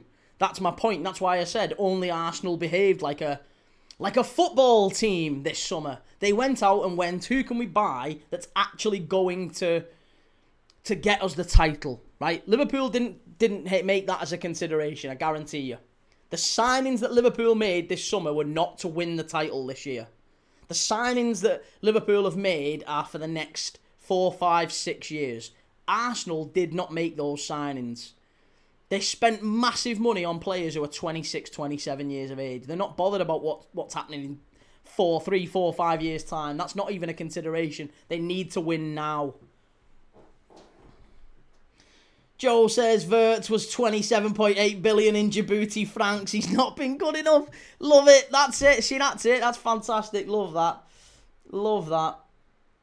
Vincent says Wirtz will 100% come good. It's his first season in a new country, and with everything that happened in the summer at LFC, it's understandable. Next season, that he'll be the next Kevin De Bruyne. I don't know if he'll be that good. Maybe he won't. Maybe he won't. But I think also what I would say is that you have to be consistent with these things. For me, I've been quite defensive over Sesko as well. I'm a Liverpool fan. I don't like Man United. But I've said the exact same logic. I've applied the same logic with Benjamin Sesko, the exact same thing. I've applied the exact same logic with Sesko. Sesko deserves time. He's only young. He's still a baby. You know, he's 70 million quid. It's a lot for a striker. He's barely done anything. But, you give him time. Give him time. I've not criticised Sesko. Welsh Wing says, watch Celtic v Rangers. Much better game than this boring crap.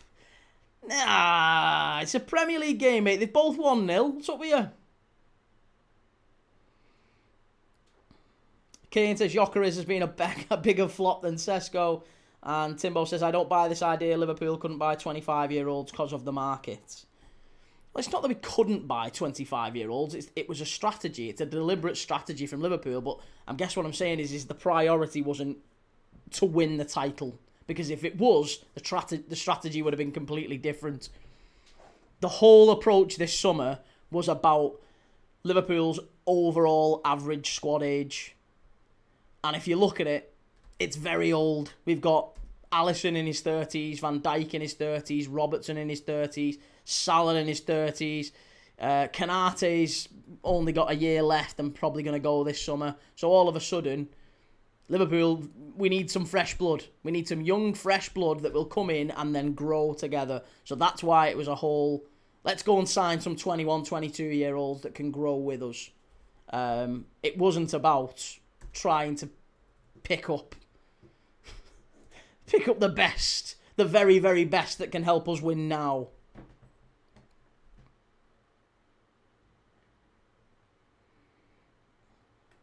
Right, we're off for the second half, by the way. Let me just get the clock going.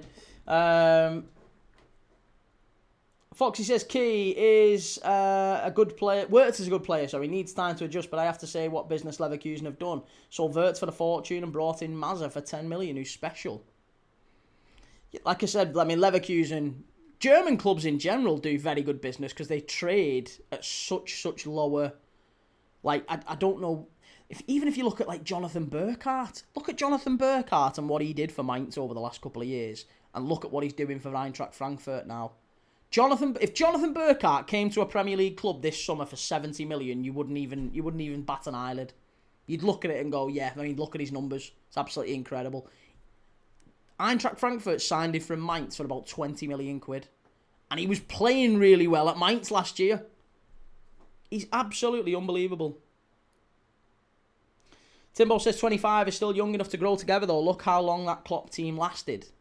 Yeah, but you're paying much. It's a completely different risk profile, and that's ultimately all Liverpool end up talking about is risk. You're better off signing a 21 or a 22-year-old for 60, 70 million than a player for 60, 70 million who's 25, 26, 27. You know. Eze, Zubamendi are ready now. Eze, Zubamendi, Gyökeres are ready now players, right? That's a very different strategy to what Liverpool have done. Robbie McMahon, you seen the old firm? I have, yeah, 1-0.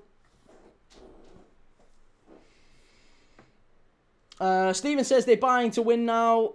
Oh, yeah, nearly. Aston Villa going 2 in front. Stephen, they're buying to win now. Liverpool buying to be a team of futures. I get that. That's the best way, but can't knock the teams buying ready-made players. You all have the same arguments. Well, then that's a completely different argument, isn't it, Stephen? Come on. That's not the same argument. That's a completely different argument. They're buying ready-made now, and I'm not knocking that. I'm saying it's a different strategy. Chance, it's 2. Oh, it's John McGinn. Hey, what a player he is, by the way. That's a weird celebration, though, John. That's an absolutely fantastic goal. John McGinn, 2-0 in front now, Villa. And the game is done, I'm thinking. I don't see Forest coming back from this one. I am Cruz says Burkhardt's better than Voltemade. Probably. Yeah, probably. Timbo, it's just surprising because that 25-year-old ready now strategy is literally how the Klopp team was made. I would question that. I think some of them were. I mean, if you look at like Genie Wine, but again, the ones that we signed were they were players that were less risky. Risk profile is literally all Liverpool's transfer strategy is governed by. Those two words, risk profile. Honestly, it's all they talk about. So, Genie Wijnaldum, £30 million, 24, 25 when we signed him from Newcastle. He was ready now, but he was 30 million quid. It's easy, good money. Oxlade-Chamberlain, again, 24, 25, 30 million quid. Yeah, great, get him in, perfect. Whatever he was at that point. These are even Salah, Mane. These were players who ready now, pretty much. Or at least maybe not ready now, but price-wise wasn't big, wasn't huge money. The only one that's kind of flew in the face of that was Naby Keita. Naby Keita was a bad one. And towards the end of the Klopp era, to be honest, he started getting his own way. That's also why Liverpool don't have a manager anymore. We have a first-team coach. That's why we have a first-team coach now, because they don't want the manager governing the signing strategy. Great ball in. Easy claim, that. Why have they gone away from that? What brought them to the party? That's what I'm saying. All your signings were ready now. 24, 26, and they all grew together. To be honest, you'd have to go back and go through them one by one, but I don't think they were all 24, 26. There was certainly a core, you're right. There was certainly a core, but they were all the ones that were brought in for 24, 26, they were all quite cheap comparatively. Like there wasn't a massive risk in bringing a player in who was 24, 25, but he was relatively cheap. Whereas now, like I said, if we had a direct choice between, I don't know, 70 million for Gyökeres, right? 70 million for Gyökeres, who's 26, 27, or 70 million for Ekitike, who's 22. The 22-year-old presents less risk. That's why Liverpool would have gone for him and not Gyökeres. Forget what we know about those individual players, but if you just look at those two as like a 27-year-old striker, 70 million, experienced Champions League, good centre-forward, Ekitike, 22, little bit raw, still a little bit unproven. He's done it in the Bundesliga, but it's not, not really an international per se. The risk profile is much, much higher with Gyökeres than it is with Ekitike, according to Liverpool's way they look at things. Welsh Wing says Klopp was a good buyer. Only flops was Keita, Adrian and Noon. Adrian wasn't a flop. He was free. He was on a free, mate. Adrian saved us in plenty of games, and on a free, he was all right. We should never have relied on him. Loco, is that the same excuse you're going to use for 26-year-old Isak? Done nothing 5 months in. He's not played, mate. He's not played. Yeah, he's not played. If Alexander Isak had played, then I'd probably say you've got a fair point. But he's barely played. Yeah. Barely kicked a ball. Celtic 1, Rangers 1. They're in. It's 1-1. Chimiti. Oh, and do you know what? What did I say 2 minutes ago? Chimiti, I don't rate him.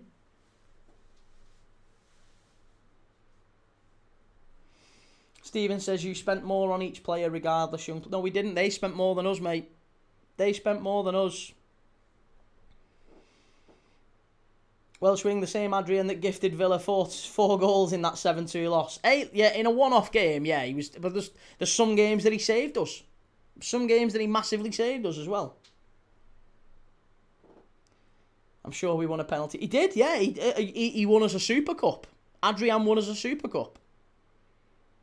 There's some games he did very well.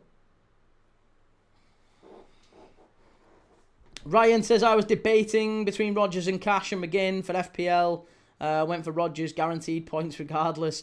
And Timbo says, I get what you're saying, but that's what Chelsea have got dogs abuse for, that same thing. Obviously, we've done it ridiculously more than Liverpool have. Yeah, Chelsea have taken it to like the nth degree, mate. I think Chelsea have gone far too overboard with it. And that's now why the fans are choosing to protest, because not only have you spent loads of money, but you're spending it only on... And you don't have, like Liverpool still have a core of experienced players behind us, but they're now too old. We now can't rely on them. So we're trying to refresh the squad, but do it gradually. Whereas Chelsea, you've gone totally balls out the bath. Let's just sign loads of 21-year-olds. And we'll only have 21-year-olds, basically. Server says, Liverpool also sold players. Everyone talks about Liverpool spent. With what we sold, we only spent 250 and won things. United, Arsenal spent more and won F all. Yeah, Arsenal spent more than us again this summer. It's true. I am Crouch said, Adrian will be remembered for that Klopp press conference. Adrian, like Rocky.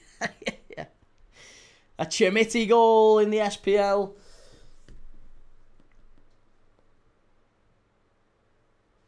Stephen says, Key, you spent a fortune for the future. Why be so defensive? I'm not being so defensive. You're saying it's the same thing. Us top teams all make the same arguments. No, it's not. And I'm not attacking Arsenal. I'm saying I'm just pointing out they've got a different strategy. They've got a different strategy. That's it. They've got a different strategy. They need to win now, so they've gone with that approach. And we are champions and maybe less focused on we have to win immediately. Like, we could probably tolerate a top 4 finish and a decent cup run this season while recycling the squad, and maybe in a few years we'll be much better for it. Like, the fans don't want to hear that. The Liverpool fans are giving Arne Slot loads of grief and saying, oh, hang on a minute, we should have kept Luis Diaz. We should have given Luis Diaz the money that he deserved. Well, hang on a minute. If we'd have given Luis Diaz the money he deserved, then in 3 years' time, we'd have had a 31-year-old Luis Diaz on a massive contract, and a 20-year-old Rio Engamoa would have been somewhere else, wouldn't he? Because he wouldn't have been here. Rio Engamoa would have gone to City, or he'd have stayed at Chelsea, or he'd have gone to somewhere else, and he'd have been tearing it up. So Rio Engamoa or Luis Diaz, and Liverpool chose Rio Engamoa.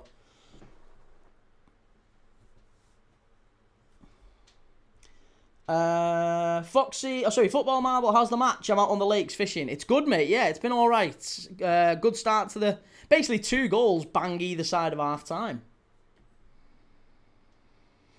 I am Crute. I do wonder what Klopp could do if we gave him this squad. The war chest was never given to him. He never wanted it, though. I don't think he ever wanted it. Klopp was always very like, no, we'll do it in a certain way. I don't think he ever pushed for the sort of money that that Arne Slot has been. And Arne Slot's not been given it. I think that's the other big distinction. Arne Slot's not been given it. He's the coach. He's been assigned a load of players. Like, here's a load of players that we as the club like. You go and work with them. Free kick to Villa. Bang, edge of the box. Strike. Oh, unlucky. Ami Buendia. Timbo says, to be fair, I think Big Six bringing up other spend is a bit rich. We've all got £1 billion squads. Yeah, that's entirely fair. The only reason I bring it up is because Arsenal fans coming in and saying, well, you spent an absolute fortune. Well, I mean, you spent more than us, and you've spent more than us over the last 6 years. Welshwing says, do you think Slot needs to change a bit and go more direct? Seems a lot of fans I know are getting frustrated with the overpassing and zero risks. Well, I think we've got scars, mate. I think that's what Liverpool fans, Liverpool's manager has got at the minute. He's got scars from us conceding 10 goals in 3 games we conceded against PSV, Forest, and City, right? We conceded 10 goals in 3 games. We lost 9 games in 12. We were getting ran through in our midfield pretty much every game. Our defenders were making individual errors at the back pretty much every game. And I think Slot has reached the conclusion that, look, if I don't do something here, I'm going to lose my job. I'm going to lose my job. So I think if he kept it as it was, then he'd have probably been sacked. So he's gone, right, well, how can I fix this? First thing I need to do is I just need to rein it in a little bit. Let's sort the defence out. It's not going to be pretty, but let's sort the defence. Let's keep some clean sheets, right? We got 4 clean sheets in the last 8 games. We've won 4 before the Leeds game. We'd won 4 games on the spin. So he's stopped the rot. He's arrested the rot. We've gone and started picking up points again. We've flown back up the table. We've gone from being basically bottom half to in the top 4 again. So however you want to dress it up, I think he's earned a little bit of a, well done, to be fair, Slot. You recognise there was a problem. I mean, everyone could see there was a problem, but you found out what it was, you addressed it, and now we're back in the top 4. So I think he deserves praise that he's not got for that. Now Liverpool fans are whinging about, it's all fine that we're winning and keeping clean sheets, but we're playing dreadfully. Yeah, I know, but hang on a minute. We were losing and playing dreadfully. Now at least we're picking up points and playing dreadfully. Like, there's got to be... Progress is often slow. But I think he's realised he doesn't trust a lot of those players at the back. And I don't think he can trust them. I think he knows he's just got to kind of fight his way through to maybe the summer. And he'll be able to move some more players on. But he's making lemonade out of lemons. He's got to work with what he's got. And I think that's the position Arne Slot is in. He's looking at it and going, I've got McAllister in midfield who's throwing in 4 out of 10s every week. I've got Kanate and Van Dijk Van Dijk I still love, but they're dropping some absolute clangers at the back. Kirkes is a fantastic young talent, but he's also 21. Vert, fantastic young talent, 22. Ekatike, fantastic young talent, 20. We can't hang our hats on these kids. It's not fair. We're asking Rio Engamoa, a 17-year-old kid, to come off the bench and produce something for us, and we're the Premier League champions. That shouldn't be. That's not an Arne Slot problem. That's Liverpool haven't given him the tools to do the job. Liverpool haven't... If you're relying on Rio Engamoa to come off the bench and do something for you, you've not got the job. You've not got the tools to do the job. Full stop. Full stop. Caleb, what channel is it on? It is on Sky Sports, mate. Sky Sports Premier League. Ben says, which is your most local club, Key? Mine is Chorley. My most local club? Forest should be 2. It is 2. Oh, no, it's 2-1. Sorry, nearly 2-1. It is 2-1. It's Morgan Gibbs-White. Is he onside? Is he onside? I think he is. Is he onside? Forest might be just back in it here. 60 minutes. Morgan Gibbs-White races through. Lovely little dink finish that from Gibbs-White. Very, very composed. Is he on, though? That's the question. Oh, he's miles on. He's miles on. He runs from deep. That's fantastic play from Forest. And Rangers are in front. It's 2-1 Rangers. Rangers are in front. And Chimiti's got a second. I can't believe it. Oh, Chimiti, of all people. FMR says, would you play Ekatike and Isak together? I would, mate. Yeah, I'd love to play them together if we could. Vincent Jamie Lane says, Diaz, Nunes, keeper to Brentford, Elliot, Kwanzaa, Doak out, massive rebuilding, that goes unmentioned, up the posh, absolutely. Welshring says, yeah, but now attack is the problem. He needs to find a balance like Pep and Arteta. He does, but, I mean, how long did it take Pep and Arteta to strike that balance? It took them a long time, didn't it? And I think Liverpool have got a pretty unique set of challenges in that we're trying to phase out club legends, basically. 32, 33-year-old club legends. It's not an easy job. It's not one that Jurgen Klopp even wanted, by the way. Let's remember that. Jurgen Klopp didn't even want that job. I Am Crute says, all the players Kia slagged off are chipping in this weekend. Watkins and Chimiti. They are making me look like an absolute divvy here, aren't they? Ashi says, only one can finish in the top 4 out of Chelsea, United and Liverpool. Yeah, Liverpool are finishing in the top 4. That's not even close. But I do think Chelsea will finish ahead of Villa, personally. Yeah, I don't think Villa finish in the top 4.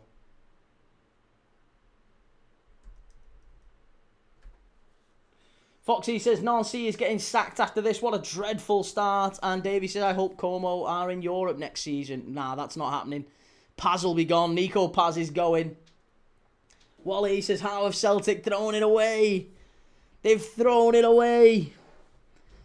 Gibbs-White is such a good player. I'd love Gibbs-White at Liverpool. Kane says Sir Alex had to do that 4 or 5 times. I know, but in fairness, Sir Alex... Sir Alex also had the best of the best behind him, and he had a very, very good core, and they'd go and sign at least one top player every summer, pretty much. They were always adding to that. United had a very different strategy because the world was a different place back then, but United always spent big money, and they always went and signed 1 or 2 players every summer that would help them. Liverpool haven't done that. Like I said, we didn't sign anyone last summer at all.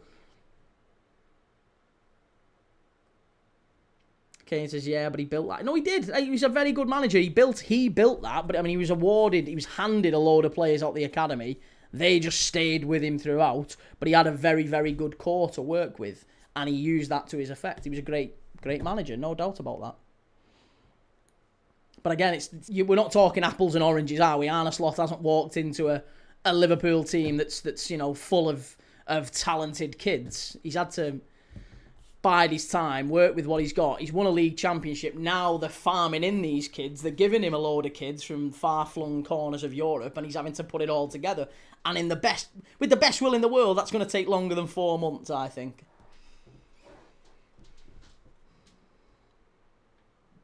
Sarah says United still spent big, yet being 1 billion in debt. Yeah. Stephen Key, where am I sending this Borough shirt? Which is it you want? Oh, don't know, mate. Don't be silly. No, you don't have to do that. It's very nice of you, but you don't have to do that. Just do me a favour. Let's agree to disagree on this, right? I will get a Borough shirt behind me, right? You keep coming in. You keep coming in the lives. That's all I want from you, mate. Don't need to buy a Borough shirt for me. It's very nice of you, but you don't need to do that. Keep coming in. Keep coming in as often as you can and chatting and being part of the chat. Being part of the community. That's what we want. We want more people like you coming in, sharing your opinions and voicing how you feel about different things in football. That's what I want. So let's do that, and I promise you I'll get a Borough shirt behind me. Promise you.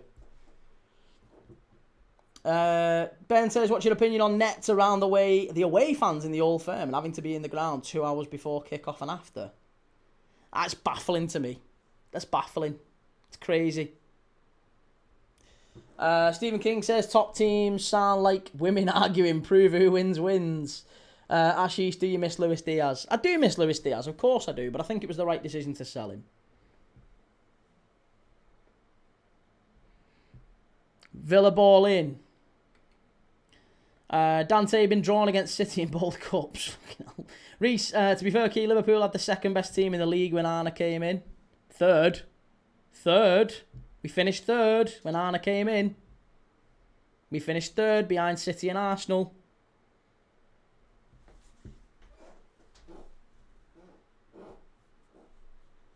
Maida nearly. Right, we've got 25 minutes left here. Again, if you're new around here, please do click like. Please click subscribe. I am back at 4:30 today for Bournemouth against Arsenal. So hopefully you'll find me and follow along for that one. Chance far post. Oh, cleared away by Forest. Timbo, what about the Reece James England shirt for the World Cup, Key? Still want that? No, I'm good. I'm good, thanks, mate. You can keep that one.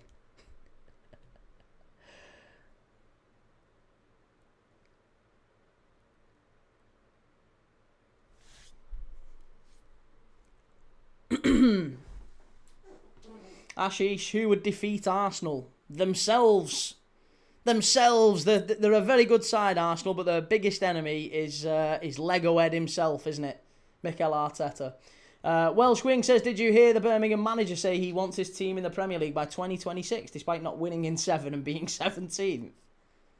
But do you know what? I don't know what. I've not looked at the league table in the Championship today, but I would say that if they're 17th, I bet they're still only about 5 points off the playoffs, aren't they? Even in 17th, I bet it's not that much. Maybe 5 to 7 points, like maybe a couple of games, and they can turn it round again. It's so mad, the Championship.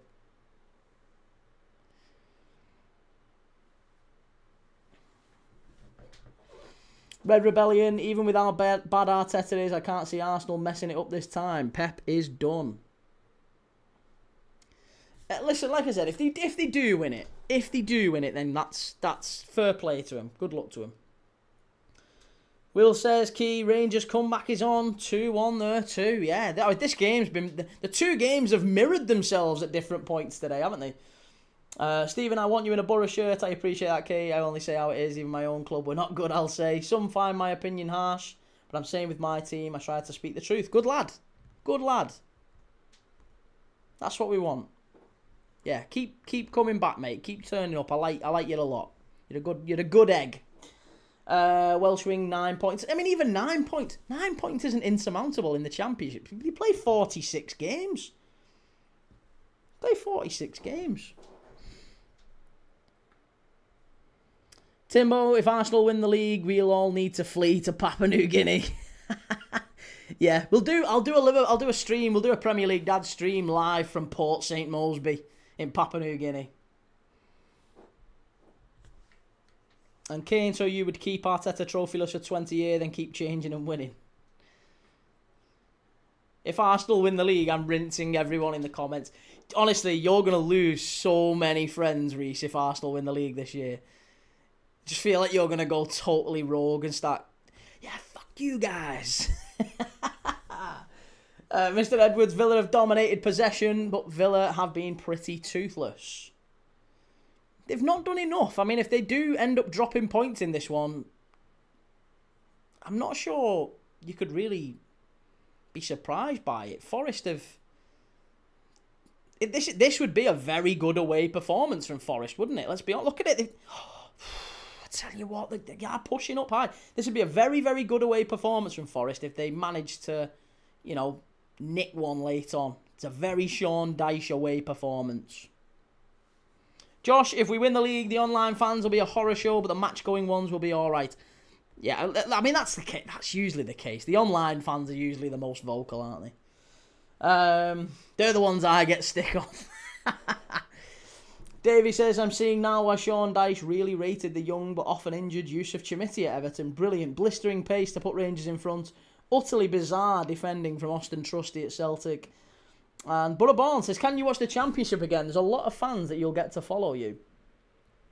Well, I've done quite a few Championship games in December, and we're doing some more in January. Yeah, the problem is I look at every single day and I look and go, well, which would be the best games? Like, which are the most entertaining games with the best narrative around them, the best story around them?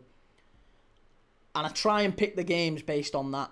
And what I'm doing, by the way, is I've got the membership club, which is where I'm going to give every single day, Premier League Dad members are going to have the opportunity to vote on which games we do. And that will steer the decision on which games we end up doing on the channel. Might not be every day, but certainly some days I'll give you the choice and you can go, which one do we actually want to watch? And I'll go with whichever one the members choose. Stephen, I'll send you a Borough shirt to display or wear on Borough games if you want certain type. But if you let me know, I'll send it on. No, mate, honestly, that's really, really kind of you. And believe me, I'm not unappreciative. I am absolutely, that's a lovely, lovely gesture. But I can't accept it because I'm telling you, I promise you, I'll make it work. I'll get a Borough shirt behind me. So if you want to see me in a Borough shirt, I will find a way to be in a Borough shirt. Villa chance should be 3. It is 3. There you go. And it's a great finish yet again. And it's John McGinn. I can't do his celebration without looking like a numpty. But it is 3. It's shocking. Oh, John Victor's pulling his... Look at him. He's pulled his calf coming out trying to make that mistake. But it's 3-1 Villa. Oh, that goalkeeper. What's he done there, 3-star? What has he done? Honestly, and he's got the cheek to stand up and go, oh, bit of an injury there. Oh, he's gone down. That's so poor, that. Who got the assist? I don't even think there was an assist, you know. Oh, no, actually, there might have been. It's Tielemans. Tielemans gets the ball in deep. Bit of a quarterback style pass, that. It's Tielemans with the assist. Yeah, Tielemans. What is the goalkeeper doing? Oh, the goalkeeper's had an absolute nightmare. Tielemans with the assist. John McGinn gets his second of the game. And it's 3-1. Oh, good grief. Oh, my God. This has been shocking. It's been shocking. It's a great finish, though. You got to give John McGinn credit there. That'll be Sells back in the next game. Keeper's had an absolute mare. And Ashish, yes, I was spamming hearts. Nice, cheers Ashish, good lad. 3-1 to Rangers. Oh my goodness gree.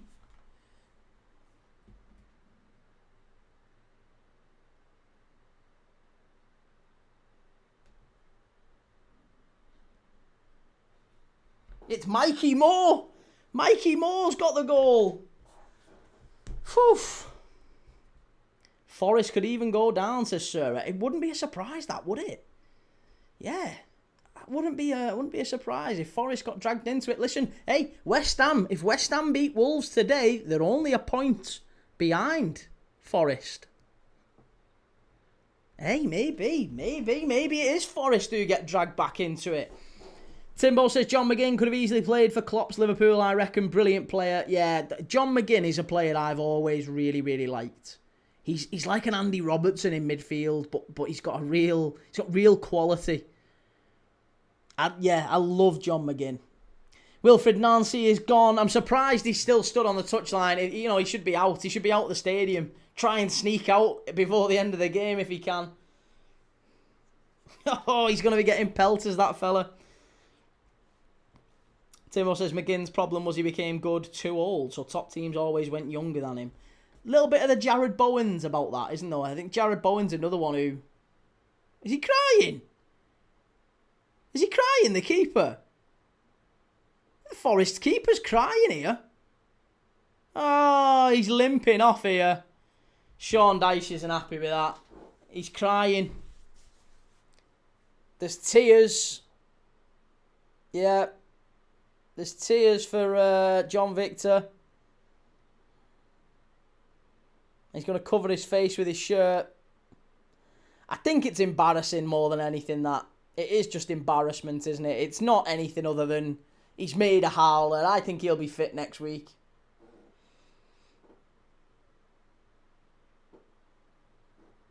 Edwards is a part of me that thinks Mr. Marinakis deserves relegation. I can't stand him. I think Ange Postecoglou would be laughing his head off, wouldn't he? He'd be absolutely laughing his head off. Reese has absolutely no clue why he dropped Matt Sells.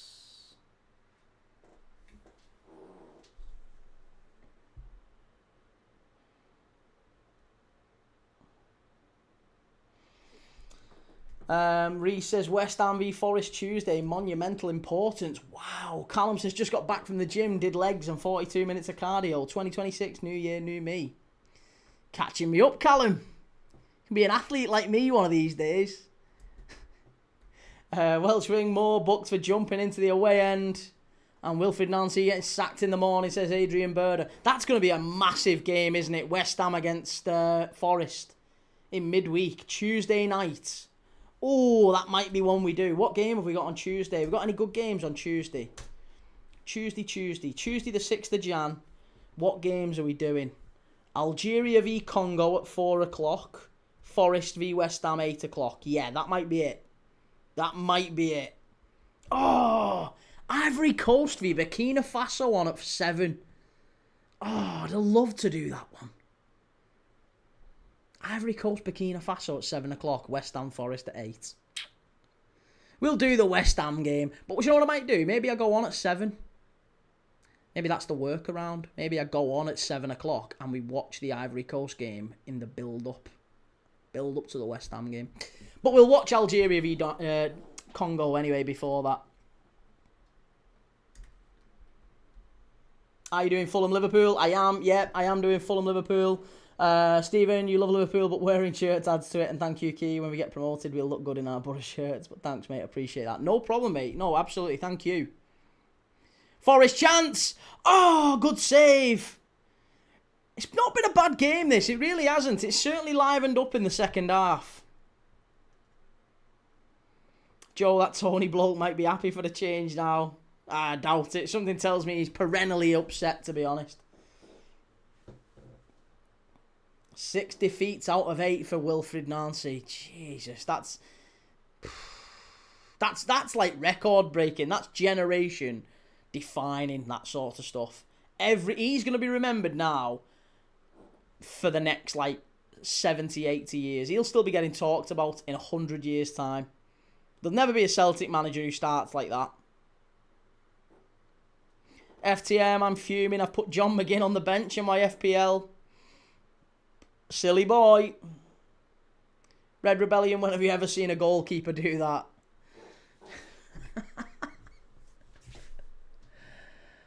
Oh, goodness me. Goodness me. Mr. Edwards, the keeper is getting it next training from the rest of the squad. I'd be playing the streets, dry your eyes as he walks into training.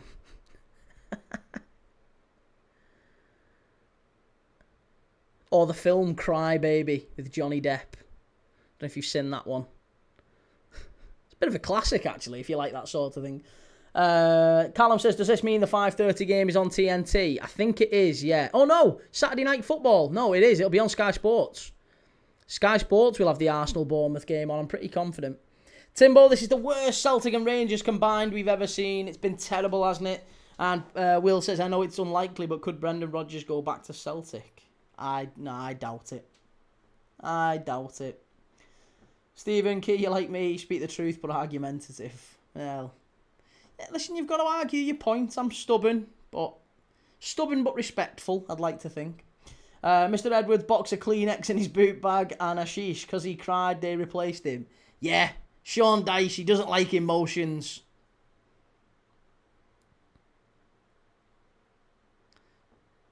Oh, yeah, unlucky.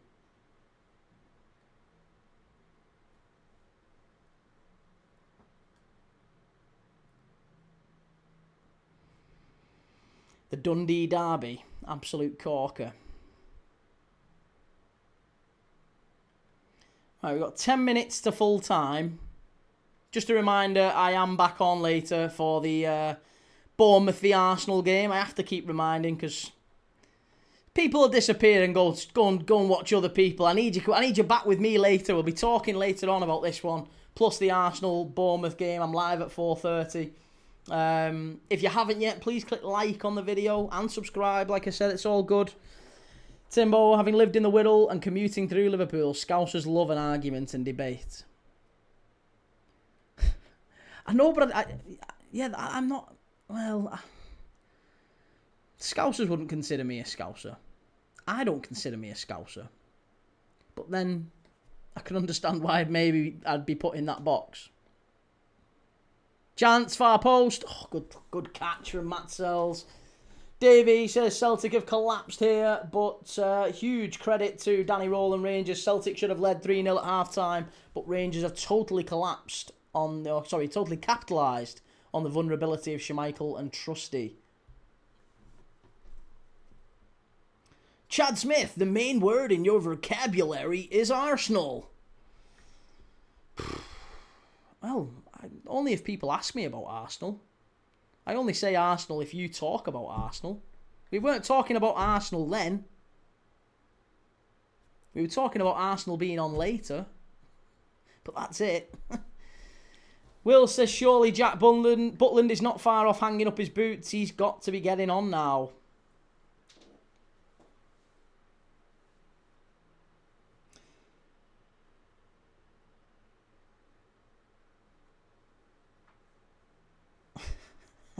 Love that, Stephen. Chad says, nice attempt to the Yank accent. It's more the name, Chad. I don't know if you are a Yank, mate. You've got a name that sounds very American. Chad Smith. Chad Smith, KBS News. Tiatana says, I know it's a Premier League dad channel, but you do all types of games, so it's a bit ignorant to not be doing knockout Senegal, Sudan. Does your best views? Ignorant? It's not ignorant. To be honest, mate, at the end of the day, there's two good games on. There's two good games on, both at the same time. Senegal and Sudan is a really good game. I'd love to watch it. Arsenal against Bournemouth or Bournemouth against Arsenal is also going to be a good game. It's an important one in the Premier League.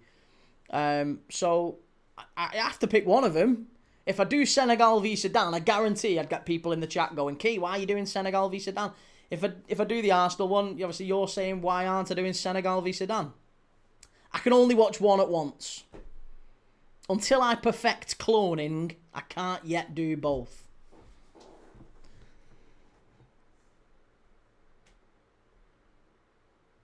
Davey says, sack the board. Celtic fans continue to hit out at the club's hierarchy. Chad Smith, definitely not a Yank, but yeah, it's proper American sounding.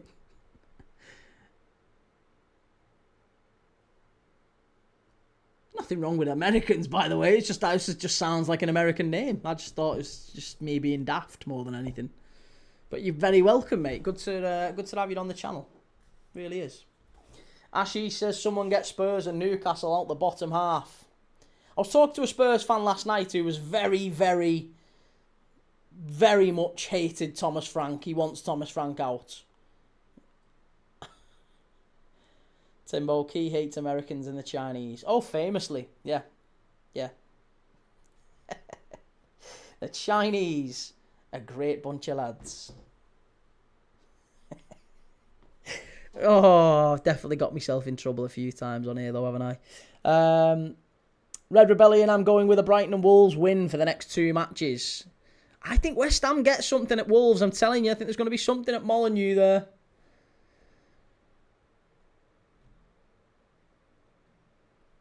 He loves Arsenal. Allegedly. Very much alleged. It's not been proven. The Chinese, a great bunch of lads, is a Hall of Fame quote. Tiatana says, Arsenal v Bournemouth is a dead rubber. We know the outcome of that with both teams' recent results. Hang on a minute. Hang on. What do you mean we know the outcome of that with both teams' recent results? Bournemouth beat Arsenal here last year. Bournemouth have only lost once in their last 5 games. They've actually become quite a difficult side to beat. They picked up 2 draws against Chelsea and a draw away at Old Trafford. They're no mugs, Bournemouth. They're a well-coached side under Andoni Iraola, and they found an element of robustness again. If Arsenal were to drop points against Bournemouth tonight, that would be big news, wouldn't it? That would be an interesting game. And again, like I said, they're maybe not a bogey side, but they beat Arsenal here last year. So for me, it was a judgment call. It was a judgment call. We've had some great times on AFCON streams. Senegal v Sudan. I mean, you could argue the same thing, by the way. You could say the exact same thing. Senegal v Sudan is going to be one-way traffic, mate. That could be 4-0 Senegal. I don't see Sudan going through there, do you?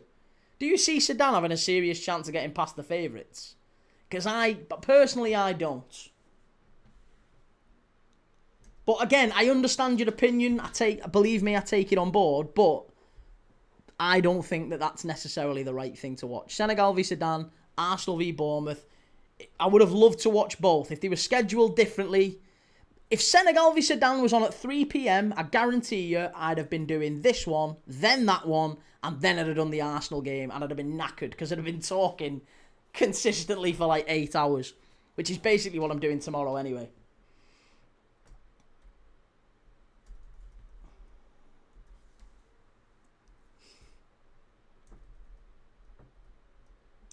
Jamie, afternoon folks, how's it going, Jamie? Good to see you, man. Roshan, do Liverpool need direct wingers? Liverpool are so bad at 1v1s. We are having shots, but not shots on target is low. I don't think we need wingers. No, I think we need a new spine. I think we need centre back, centre mid, centre forward.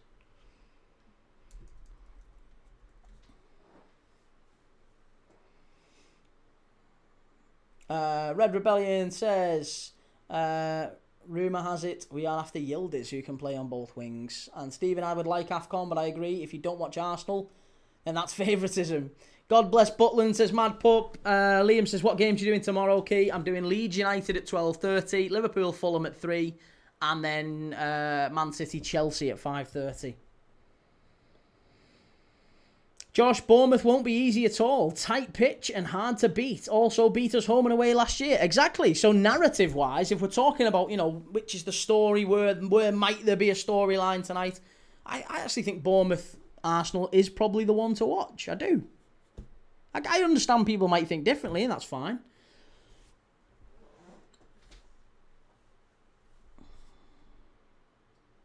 Timbo, slight parallel between United's 2013 team and Liverpool last year.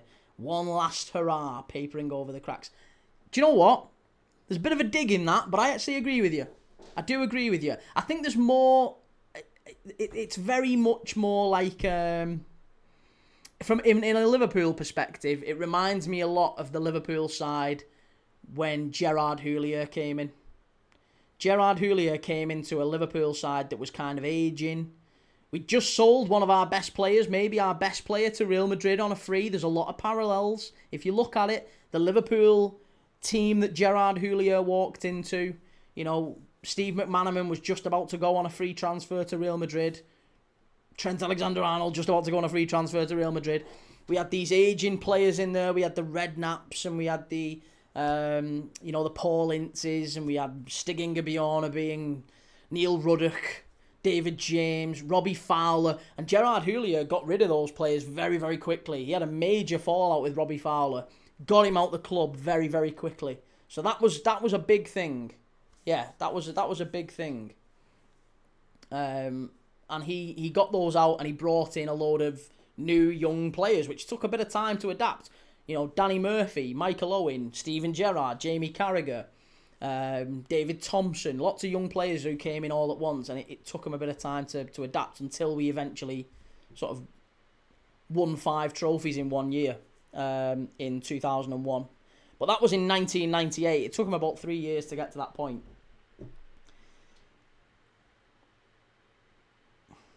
Mr. Edwards, Liverpool need Ricky Lambert back. Tiatana says, to be fair, I did say that in the same comment, but only decided to read half of the comments. No, I'm pretty sure I read all the comments. Or at least, either way, your point was that you were saying I was ignorant for not choosing Senegal. Which I would say that's a little bit harsh, mate. But yeah, either way, it's all good. Ashi says, James is on loan to Forest or permanent, sell by City. James McAtee? No, James McAtee they've sold, mate. Dominic Calvert-Lewin, Hattie tomorrow, says Liam, and Timbo Slot won't get 3 years is the issue. Well, I think he deserves at least another one. I would, no matter what happens this season, I'd be giving him next season. I think he deserves time. I think no Liverpool manager's been given the circumstances that he has. He's had a very, very tough set of circumstances that he's walked into, and I think he's done incredibly well with it. Red Rebellion, it's been years since Borough have been in league. Where are they right now? They are in the playoff places, but they've started losing games rapidly, and they've gone from being quite comfortably in the automatic second promotion spot to dragged down into sort of, they're not that far away actually from the group that are chasing the playoffs. Timbo, I don't think Slot keeps his job if you don't get Champions League football.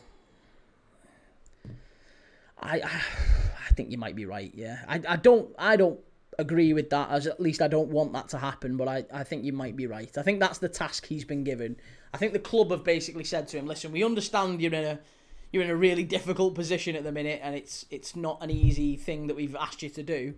So if you can just get us through, it's not going to be pretty, it's not going to be lovely, easy, attractive football, but if you can get us through, we'll back you in the summer, right? So you get us through, we'll back you in the summer, and then we'll go again next year with a much stronger, maybe a more settled team.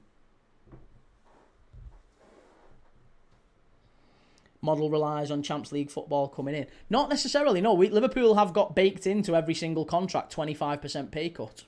Every single player gets a 25% pay cut if Liverpool don't get Champions League football. Our model can sustain 1 year out, but probably only 1 year out. But we can sustain 1 year without any problems, because all the players get 25% taken off them. Mr. Edwards, off topic, but judging by Amarim's press conference for Leeds, I think he's gone at the end of the season. Why? Why do you think he's gone at the end of the season? What was he saying that was so kind of telling? Jake, 12 wins in 13 games for Villa and sitting second in the league and 3 points behind Arsenal. It's there, isn't it? It's good. It's really, really good work from Unai Emery. Still don't think they'll make top 4, though.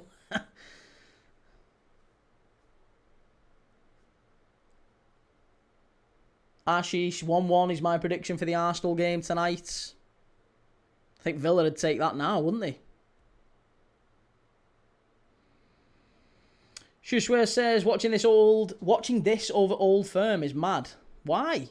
It's been a good game, this, 3-1. And Timbo says that's true, but PSR will mean you can hardly spend anything out of the Champions League. I don't think we need to spend... Well, we do need to spend, but I don't necessarily think if we didn't spend, we couldn't get Champions League football next year. I think the bigger issue for Liverpool is time. Like, we've just basically thrown a load of young players together, and that takes like 6 to 12 months to knit together. So I think we'll be, by default, a better side next year, just by virtue of the fact of those players having spent 12 months playing together. Roshant says, has the Premier League become boring? We're not seeing banger goals. It's just monotonic and boring. Players don't take on dribbles as much as before. Yes, that is very much an element of what we're seeing in the Premier League, is teams being a lot more direct, relying on set pieces, long throws, all of those are high, and there's less direct running. There's not as much of that anymore. Stephen King says, Key, did you collect sticker books as a kid? I actually collected the... what was the World Cup in 2014? Was it Brazil? Yeah, me and my mate in work, I was like mid-20s maybe at the time, and we decided we'd be stupid and do the Merlin sticker book for the World Cup, and I swear to God we ended up with a swaps pile of like this, but we used to come into work every day and do swaps on lunch. It was very sad, but I was in me early to mid-20s. So that was the last time I collected stickers. But I did used to do the Merlin sticker book when I was a kid, yeah. Timbo says you will be better next year 100%, but in theory so will City, Arsenal, Chelsea. Chelsea absolutely will, if they can bring about some peace amidst the chaos. I think that's what you need more than anything. That's why I don't necessarily think Rafinha's a terrible appointment, because if nothing else, he might just calm everything down. Yeah, you just need to have like a period where one manager is in charge for a couple of years and just give him some time. It's just always chaos at Chelsea. Shushwesh, you don't think Villa get top 4? Are you okay, pal? I am, mate. Yeah, I am okay. I don't think Villa have got the... I don't think they sustain this unbelievable run that they're on. 12 wins in 13 is not something that most teams can sustain. At some point, Villa are going to start losing games and drawing games, and it will happen. They're not going to be able to keep this run going. If they do, then hey, fair play to them. But I think that would be the remarkable thing, wouldn't it? Like if Villa got top 4 via the league, that would be remarkable. It's not remarkable to say they won't get it yet. They're on a great run, but I don't think anyone seriously expects that run to continue to the end of the season. They're not going to win. If they did that to the end of the season and only lost maybe another one game but won everything else, they'd probably win the title. They'd probably win the title. If they win everything to the end of the season, they win the title. So if this run continued, yes, they're probably title winners. Never mind top 4. But that's why it won't. Because it will level out as the season goes on. Lucas Blocks, who do you think will win, Man City or Chelsea? Tomorrow, I think Man City will win that one. And my score prediction is 2-1 you asked for. Mr. Edwards, I think a big issue at Chelsea is Eghbali. He's trouble. Why? I've heard this before. Yeah, why do people think that? What's the issue with Eghbali? Full time here at Villa Park, by the way. It is full time. 3-1. Maresca calmed everything down at first. It never lasts. And Shushwesh, who gets top 4? You also say you're happy Liverpool don't get Semenyo and swap cards in work at 25. Not listening. Not listening, eh? Who gets top 4? For me, I think Chelsea. I think Liverpool, City, Arsenal and Chelsea are going to be top 4 by the end of the season. Ollie, are you doing Leeds v United? Yes, I am doing Leeds v United tomorrow, 12:30. You also... that doesn't make any sense. I'm happy Liverpool don't get Semenyo. Yes, I'm very happy Liverpool don't get Semenyo. We're not planning to play with wingers going forward. Our system doesn't have wingers. We're not going to play with wingers going forward, I promise you. But the best football Liverpool have played this season is without wingers, so I don't think we'll have them anymore. So Semenyo is a pointless signing for us because he doesn't start for us. Timbo, I'm worried another City battering is coming our way tomorrow. they've got to react. They've got to react after that Sunderland performance. It wasn't a good performance away at Sunderland. They've got to step up and get back into it. Get back amongst it. Depends on how Arsenal play tonight. Depends on the Arsenal result tonight, doesn't it? Adrian Berder, the boos ring around Parkhead. And Lucas, what game are you covering next? I will be live in two and a half hours. I'm gonna start at 5. 2.5 hours time. I will be live for Arsenal away at Bournemouth. Massive, massive game that one. Bournemouth beat Arsenal home and away last season. They've only lost once, Bournemouth as well, in their last 5 games. They are unbeaten in 4 of their last 5. 2 draws against Chelsea and a draw away at Old Trafford. They're very, very much able to put a dent in Arsenal's title challenge tonight. It'll be very interesting to see if they can do it. Make sure you've followed, make sure you've liked, make sure you've subscribed, all that good stuff. I'm going to be live at about 5 o'clock tonight before the 5:30 kickoff. And yeah, lots of love. Have a lovely Saturday afternoon, whatever you're doing. I'm going to catch up on all the 3 o'clocks now, and then we'll be back later on to do a chat about them all before the 5:30 game. Take it easy. Have a good afternoon. See you soon.